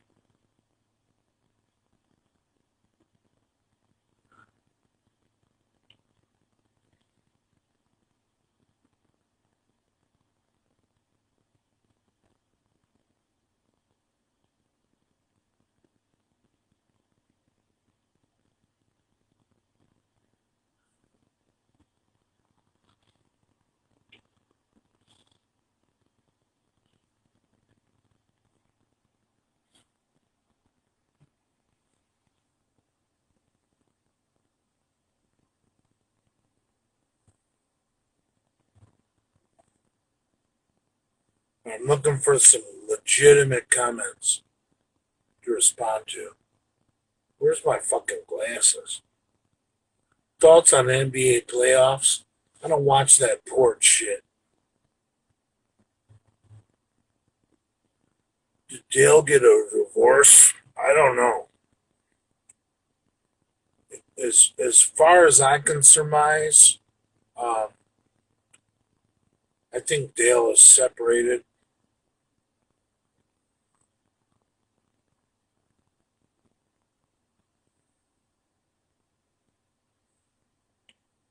Ever broke a bone before? I don't know.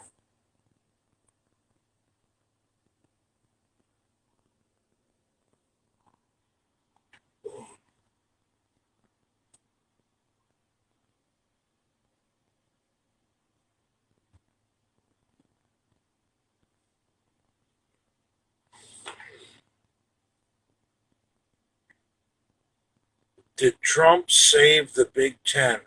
No, but man, I love Donald Trump's comment that we need to play football this fall. That's fucking awesome.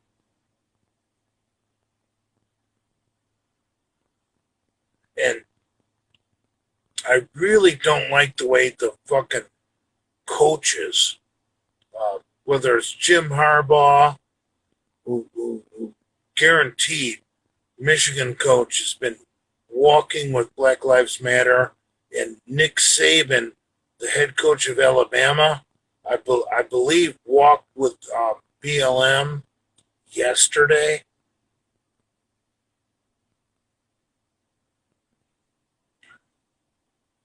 You got to be a real cookie cutter to walk with BLM, and that's what Alabama football has reduced themselves to.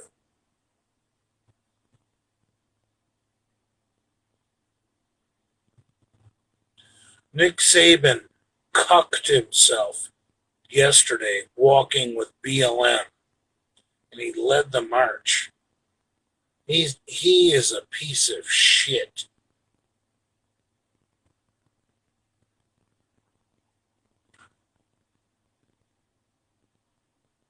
Who's winning the Olympia in December? Who cares?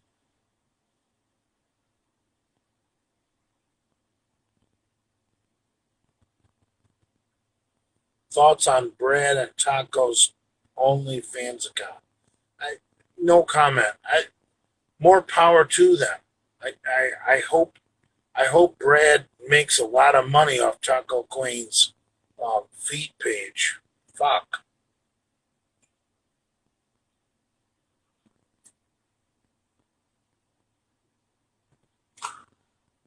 Why do you guys care? I mean, that's so stupid.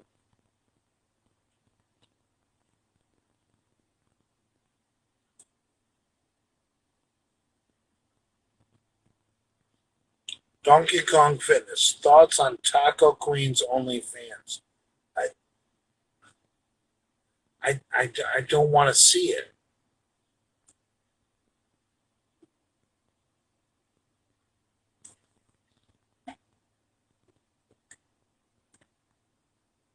More power to Valerie. If you guys want to pay money to see her toes with Brad sucking them, do it.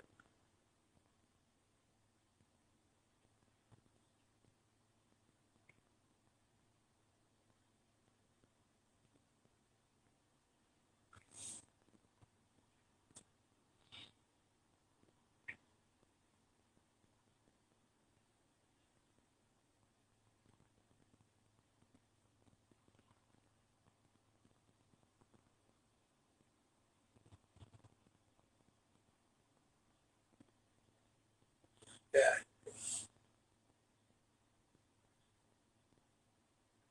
Brad sucks our toes. What the fuck? Okay.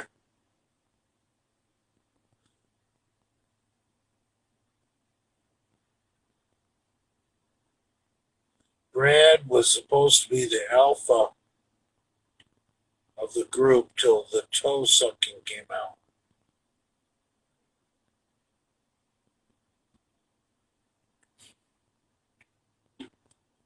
Why can't you be an alpha male and suck some toes?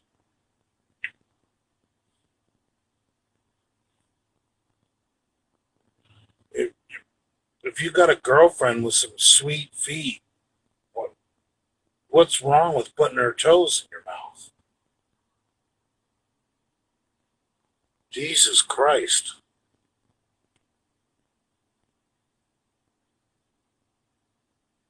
So, what happened to the new universal order and all the McLeod stuff?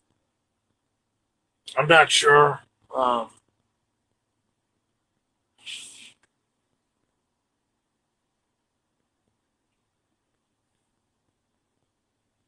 Adam McLeod is my boy.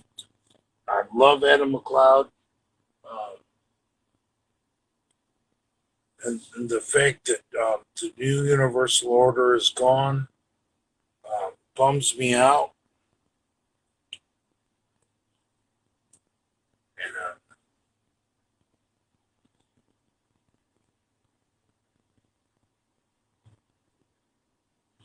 I have no problem with Adam McLeod.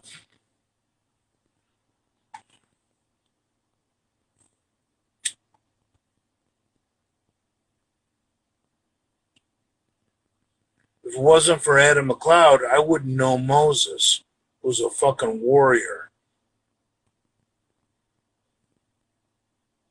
Thoughts on Jane's toes?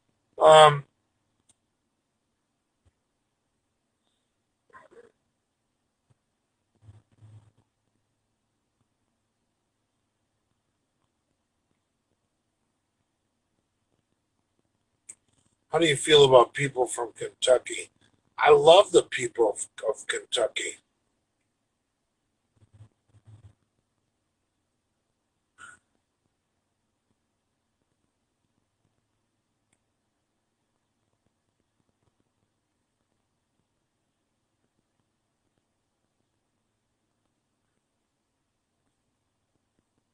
Do porches smell?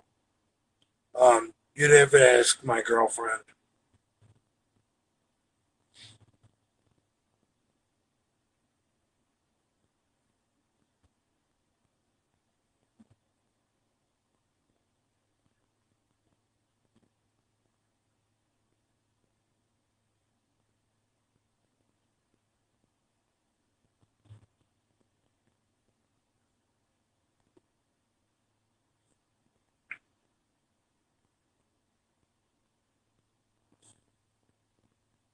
Um, I'm not doing the Leo and Longevity podcast.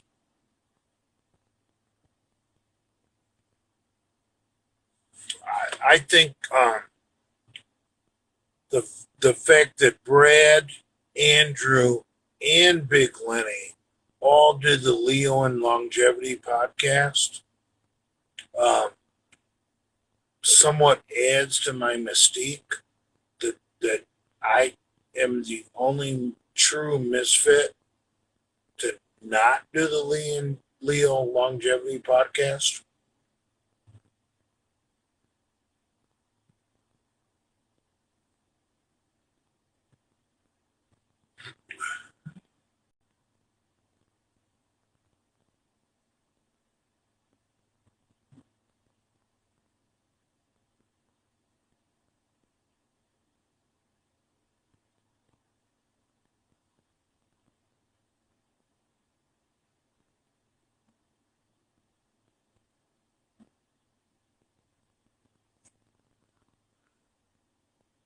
That's a good question. If Biden wins, how do we solve the issue with BLM, Antifa, and the rest of those fuckers? Go out and vote. Biden's not going to win if we all go vote. Biden can only win about 17 states. Want me to name them? The states where all the pussies live? I'll go through all 17 right now. Washington, Oregon, California, Hawaii, Nevada,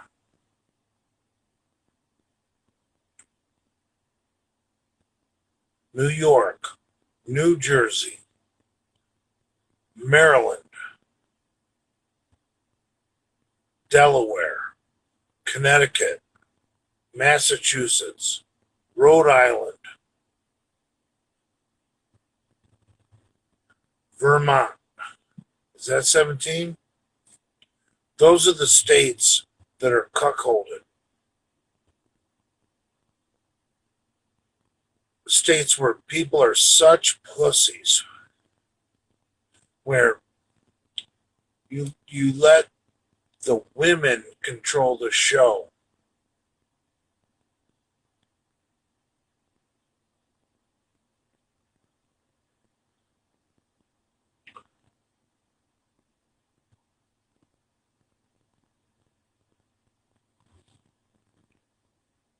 I personally think that women should be used as not only sandwich makers, but cum dumpsters.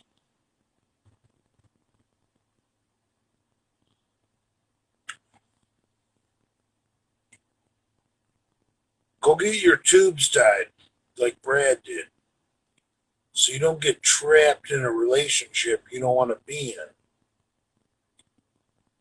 See, the minute you get a woman pregnant, you lost all the power in that relationship. And so if you get your tubes tied, like Brad did, you have all the power. You don't need kids. There's already enough people on this fucking filthy planet.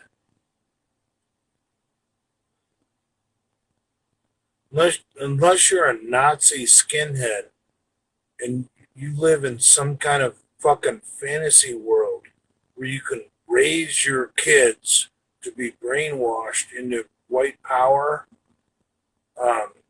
your kids are gonna become indoctrinated through the public school system to become complete pussies. So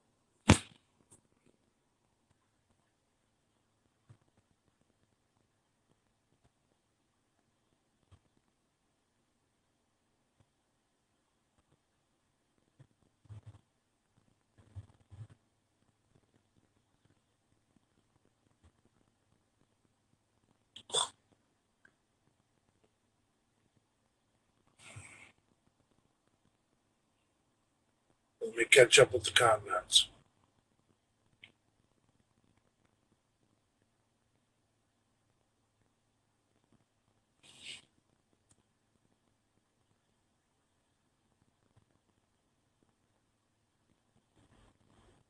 What about the blacks? The only blacks I know, the only blacks I meet are people that just want to be treated like equals.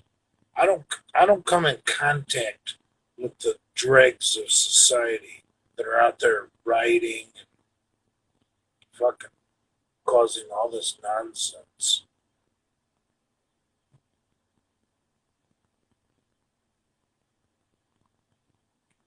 Conservative Cuban just said, neither one of my kids are in the current public school system. Right.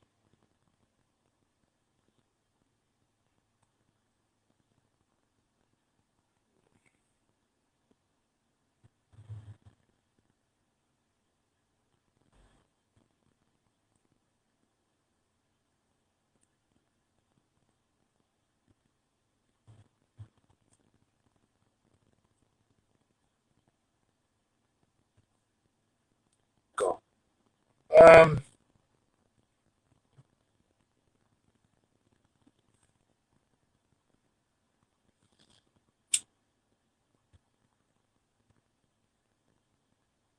yes. Because when the man owns the house, free and clear, before the woman enters the house, then you still have power.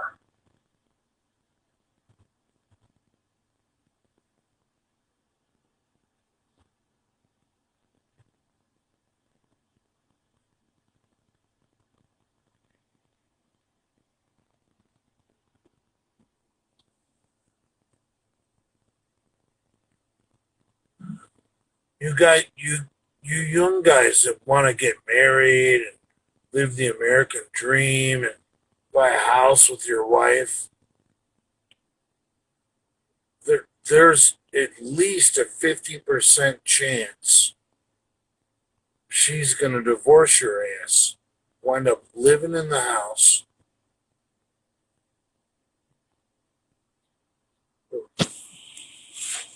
and you're going to be paying her to maintain the same standard of living, no matter what state you're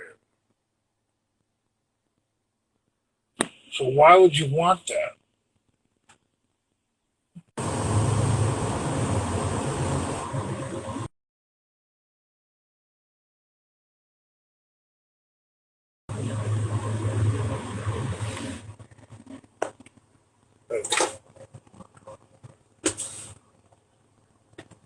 Oh.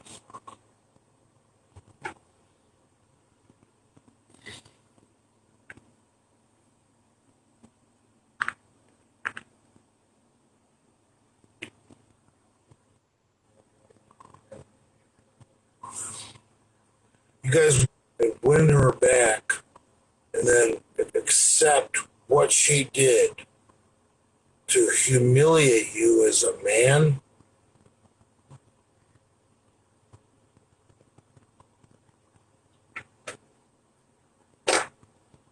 Nate is like the worst role model.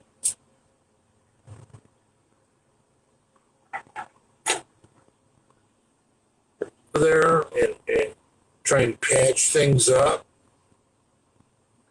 That's the gayest thing I've ever seen.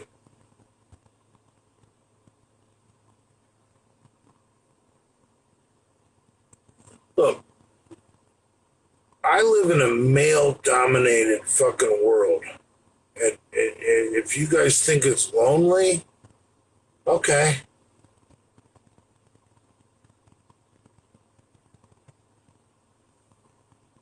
Your house and paying a cunt that you don't even love anymore to live in your house and raise your kids.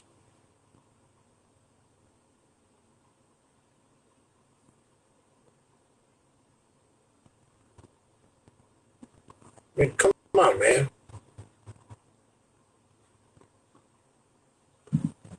Think about yourself. I want you guys to think about yourself. Be selfish. Stop thinking about trying to be a good guy and honoring your woman and raising your own kids in a monogamous family. That shit ain't gonna work. Chance of fear.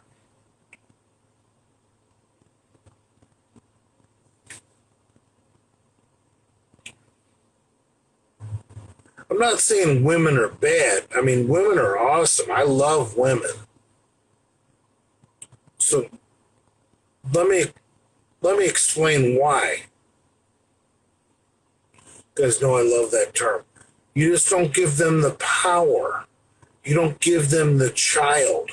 You don't give them a chance to take over all your equity that you're working your dick off to fucking produce and save for your future.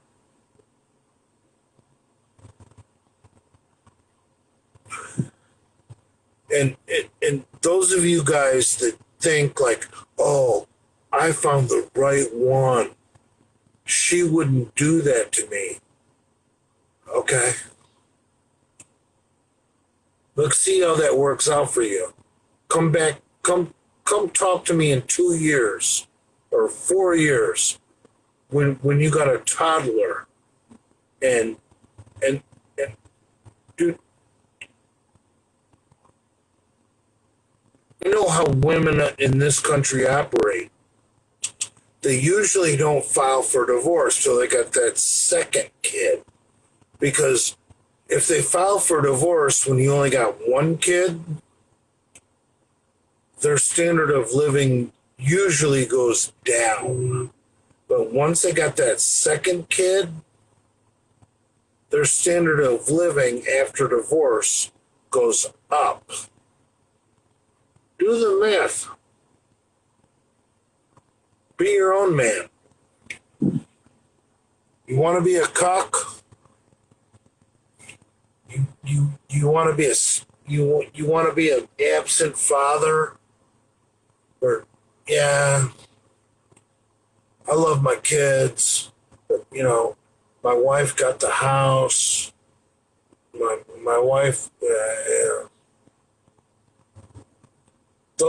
You young guys, go to a bar one night and sit down next to a guy who lost his ass over everything to his ex-wife, and you'll see.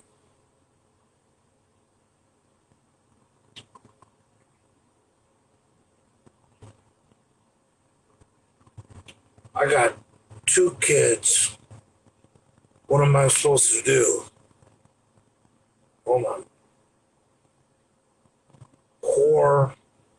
wanting extra. I don't know what that means.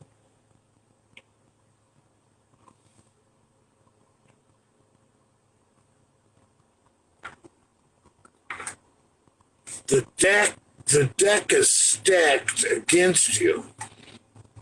Okay? Those of you guys that think, oh man, I really love her. I want to have a family.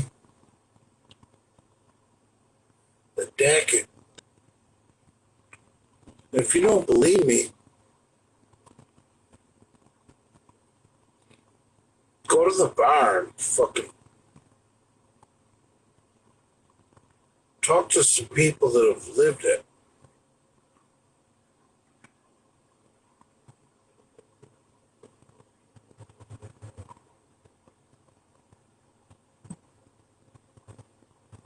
Go to a fortune.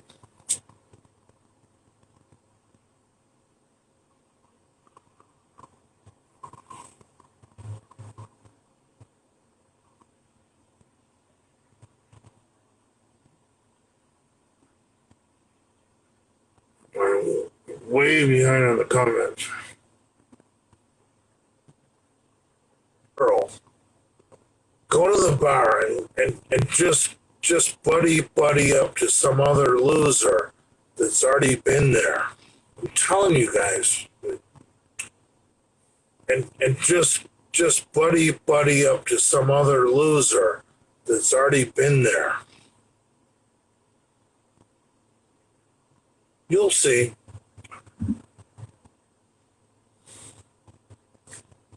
Now, oh fuck. Pay your child support, then hop into a next relationship.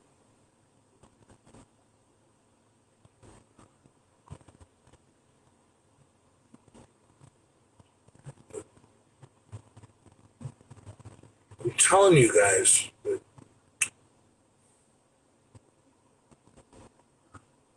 I know.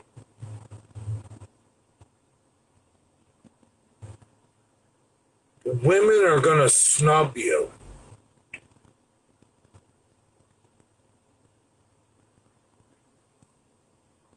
How many of your friends are retiring these days that they've been married to the same woman and they've never been?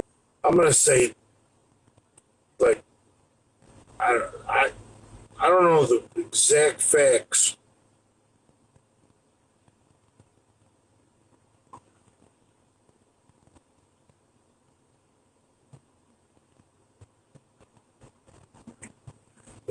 I'm telling you, the way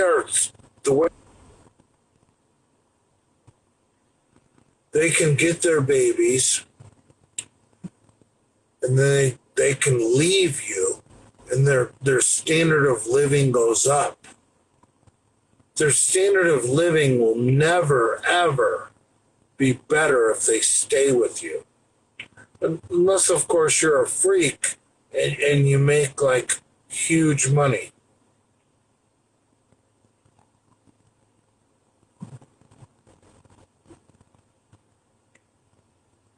Okay, imagine how trashy Jay's girlfriend would be. Okay. Beachfront, whatever your name is. If you guys don't believe me, trust me. Come talk to me in 2, 4, 8 years. You'll be paying child support.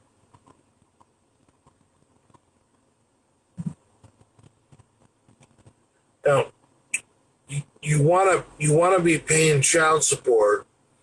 A lot of you guys are like, "Oh, I love my kid." Yeah, but they're gonna bring you for the child support and feed the kid fucking hot dogs, macaroni and cheese, peanut butter and jelly sandwiches, and then they're gonna be using what you give them that's supposed to be a bunch of fucking child support, hell, God bless you. See, that's the secret in the modern day American world. Latch onto a woman who's pulling in tons of money in child support and not having of his paycheck for her nasty ass to get fucking child support, then you move in, and as long as you don't knock her up, you're living fucking fine.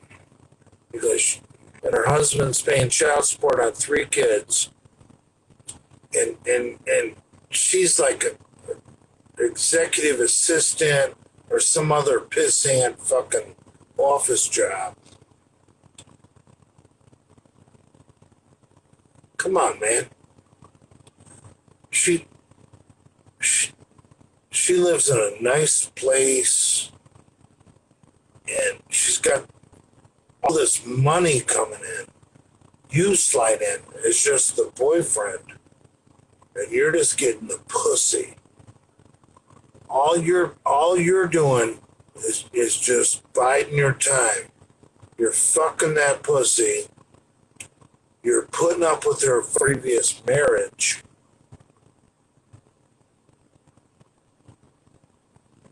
It sucks, but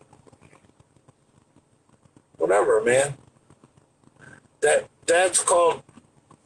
That's the only way a white man can get a free ride in this country, is hook up with a piece of trash that's already burned some other guy, and you move in, and she doesn't even need your income.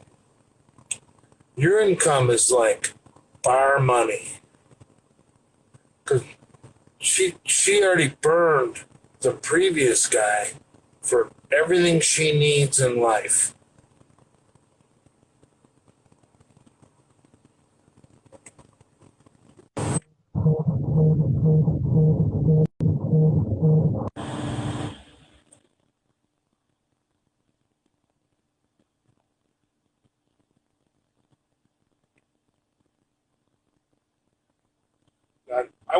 I watched some of Jason Blaha's fucking YouTube channel.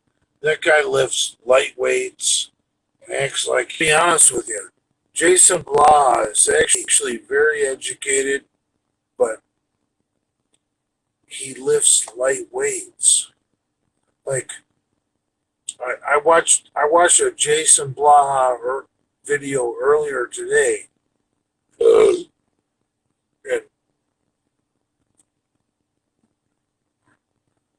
he deadlifts 455, thinking that's heavy. Now, if you want to be like Jason Blaha and thinking deadlifting 405 is heavy, good for you. This is the wrong page for you.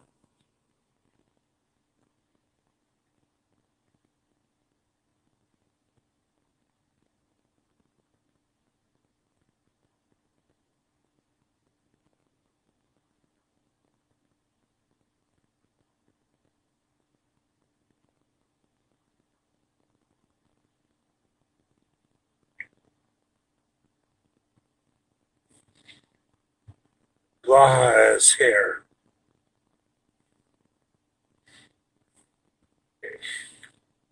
Come on, man.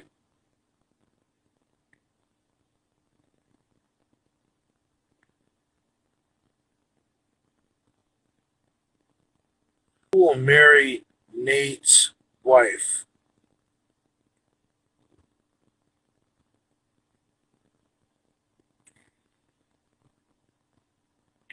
Well, thankfully for the world, Olivia is on birth control.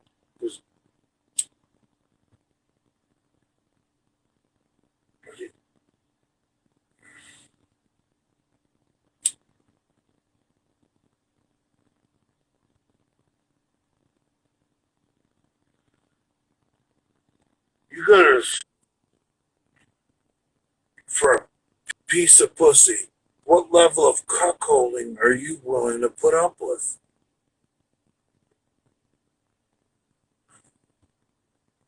I mean, it all comes down to that. Like, what level of cuckolding are you willing to put up with?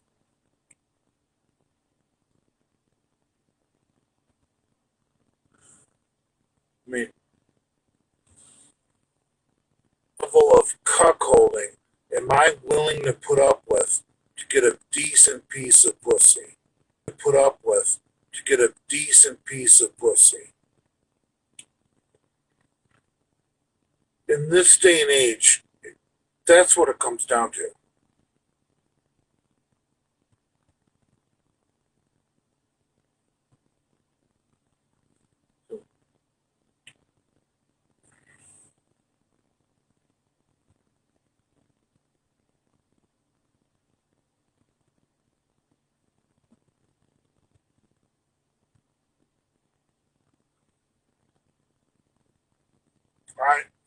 I personally am too old and too set in my ways.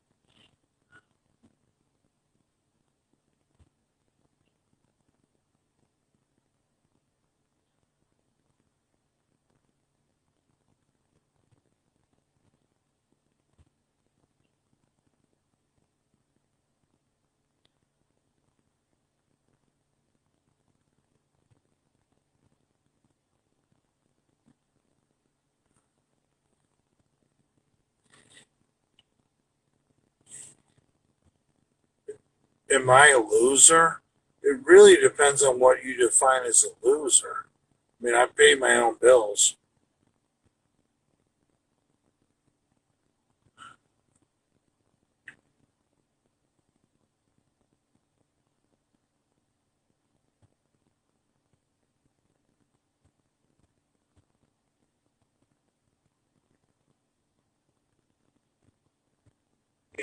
If you knew German women were making money from eating donuts and getting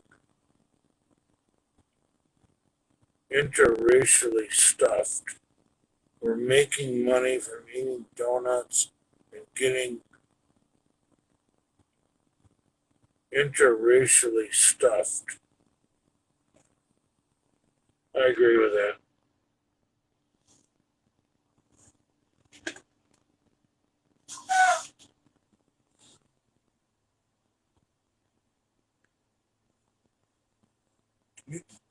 You gotta make some decisions as a man. Like, is a piece of, how willing are you going? What are you willing to take to get a piece of pussy? Is it money? Is it pride? I mean, the piece of pussy.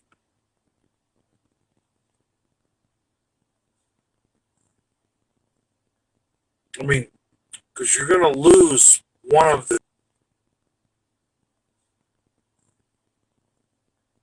I mean, because you're gonna lose one of the two. You're gonna lose pride, or you're gonna lose money.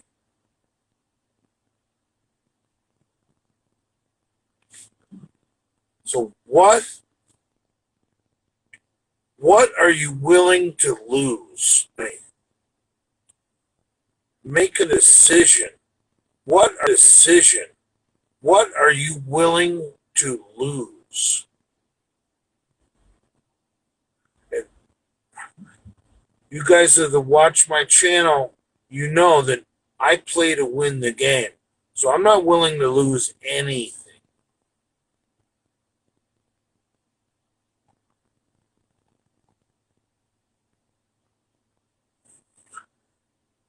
There's no good women out there unless you marry your high school girlfriend.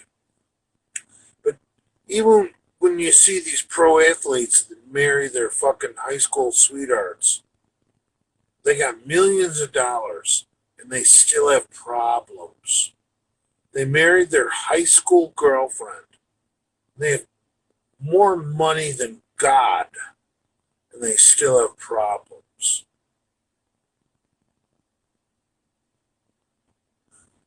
What's that tell you? See, you need to think.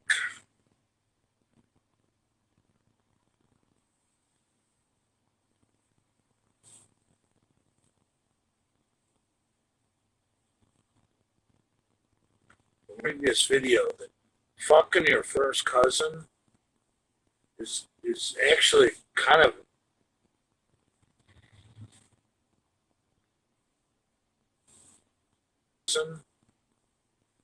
is actually kind of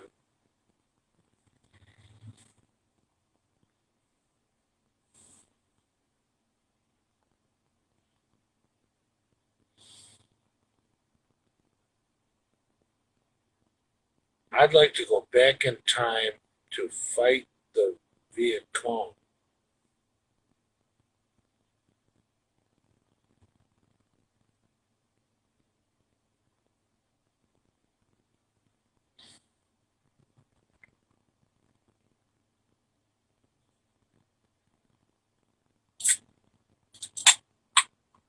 Jay, do you go into it emotional? We're going back to talking about lifting. Yeah. Um, Sometimes I like to think about dark things. And yeah. Um, Sometimes I like to think about dark things. And before I lift heavy weights. Because you want to be a bodybuilder, like you don't have to go dark. Um, if you just want to be like PJ Braun and do side laterals and tricep kickbacks and preacher curls and build your muscles, no, you don't have to go to a dark place. But to lift really heavy, that's easy.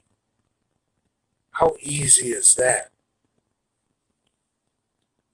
But if you want to be a man and take it to the next level, yeah. Or people that wronged you, or shit that happened to you as a kid, and you get under that bar and you fuck it,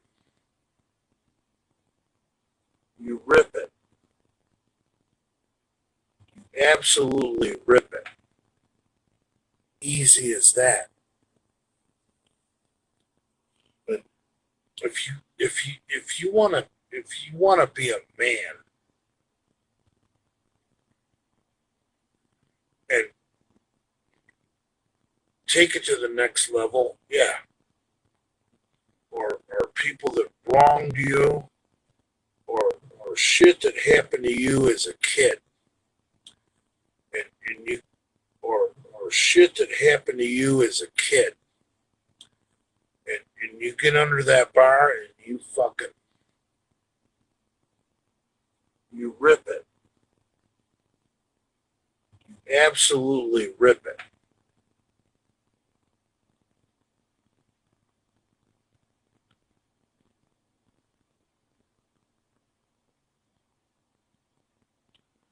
Ugh.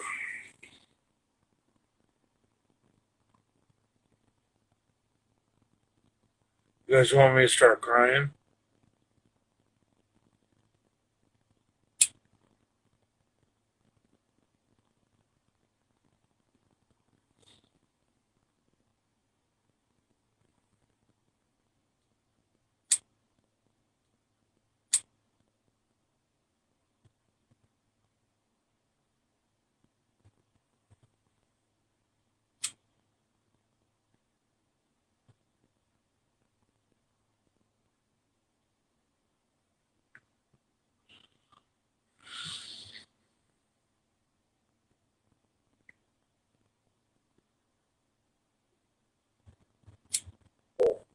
Thank you, Kevin.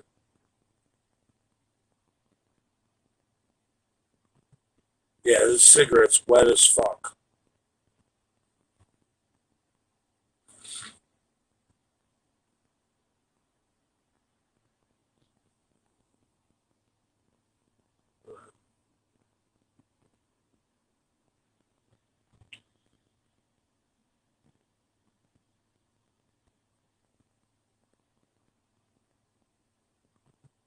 Yeah, this cigarette's wet as fuck.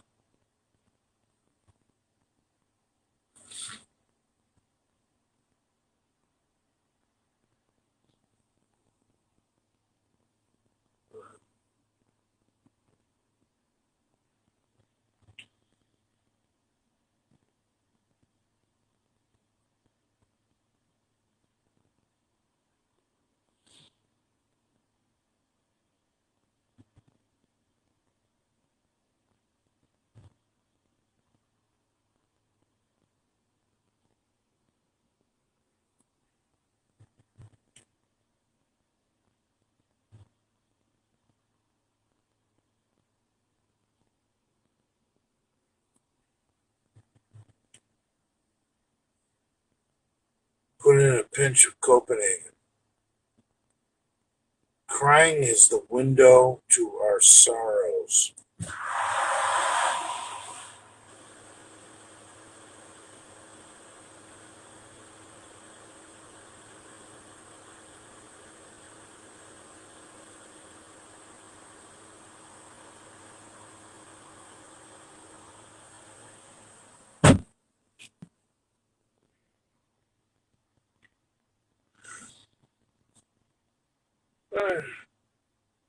Have you guys had enough?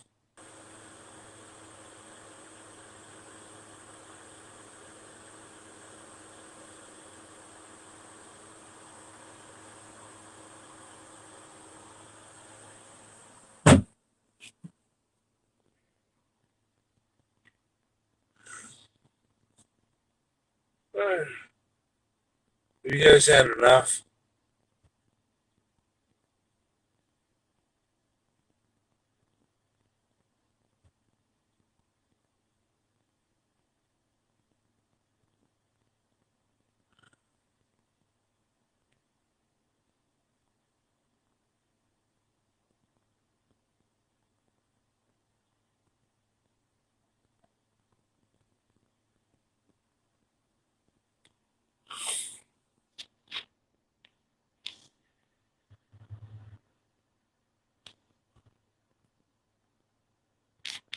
Well, this looks like a good question. From John Boy 382. Bucket list item is to meet Jay out in the wild, preferably while he is pumping death. Okay. Alright. Getting bored of Jay, if you entered the Ruby, could you beat Lenny? No, Lenny gets shredded. I don't have discipline right now to get shredded. Getting bored of Jay, if you entered the Ruby, could you beat Lenny? No, Lenny gets shredded. I don't have discipline right now to get shredded. I'm 335 pounds of fat. Yeah, I lift heavy weights. So what? My ideal weight is about 275. So I'm like 60 pounds overweight. So go fuck yourselves. Jay, why is Aladdin made you much gain? Jay, why is Aladdin made you much gains in a year than you have? Simple. Aladdin's new to steroids.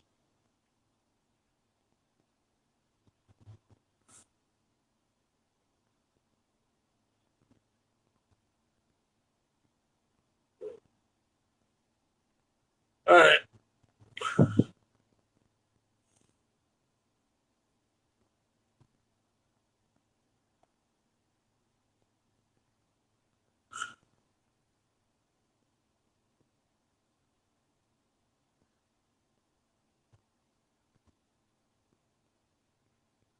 Thanks, Kevin. Yeah, 275, I'd be shredded.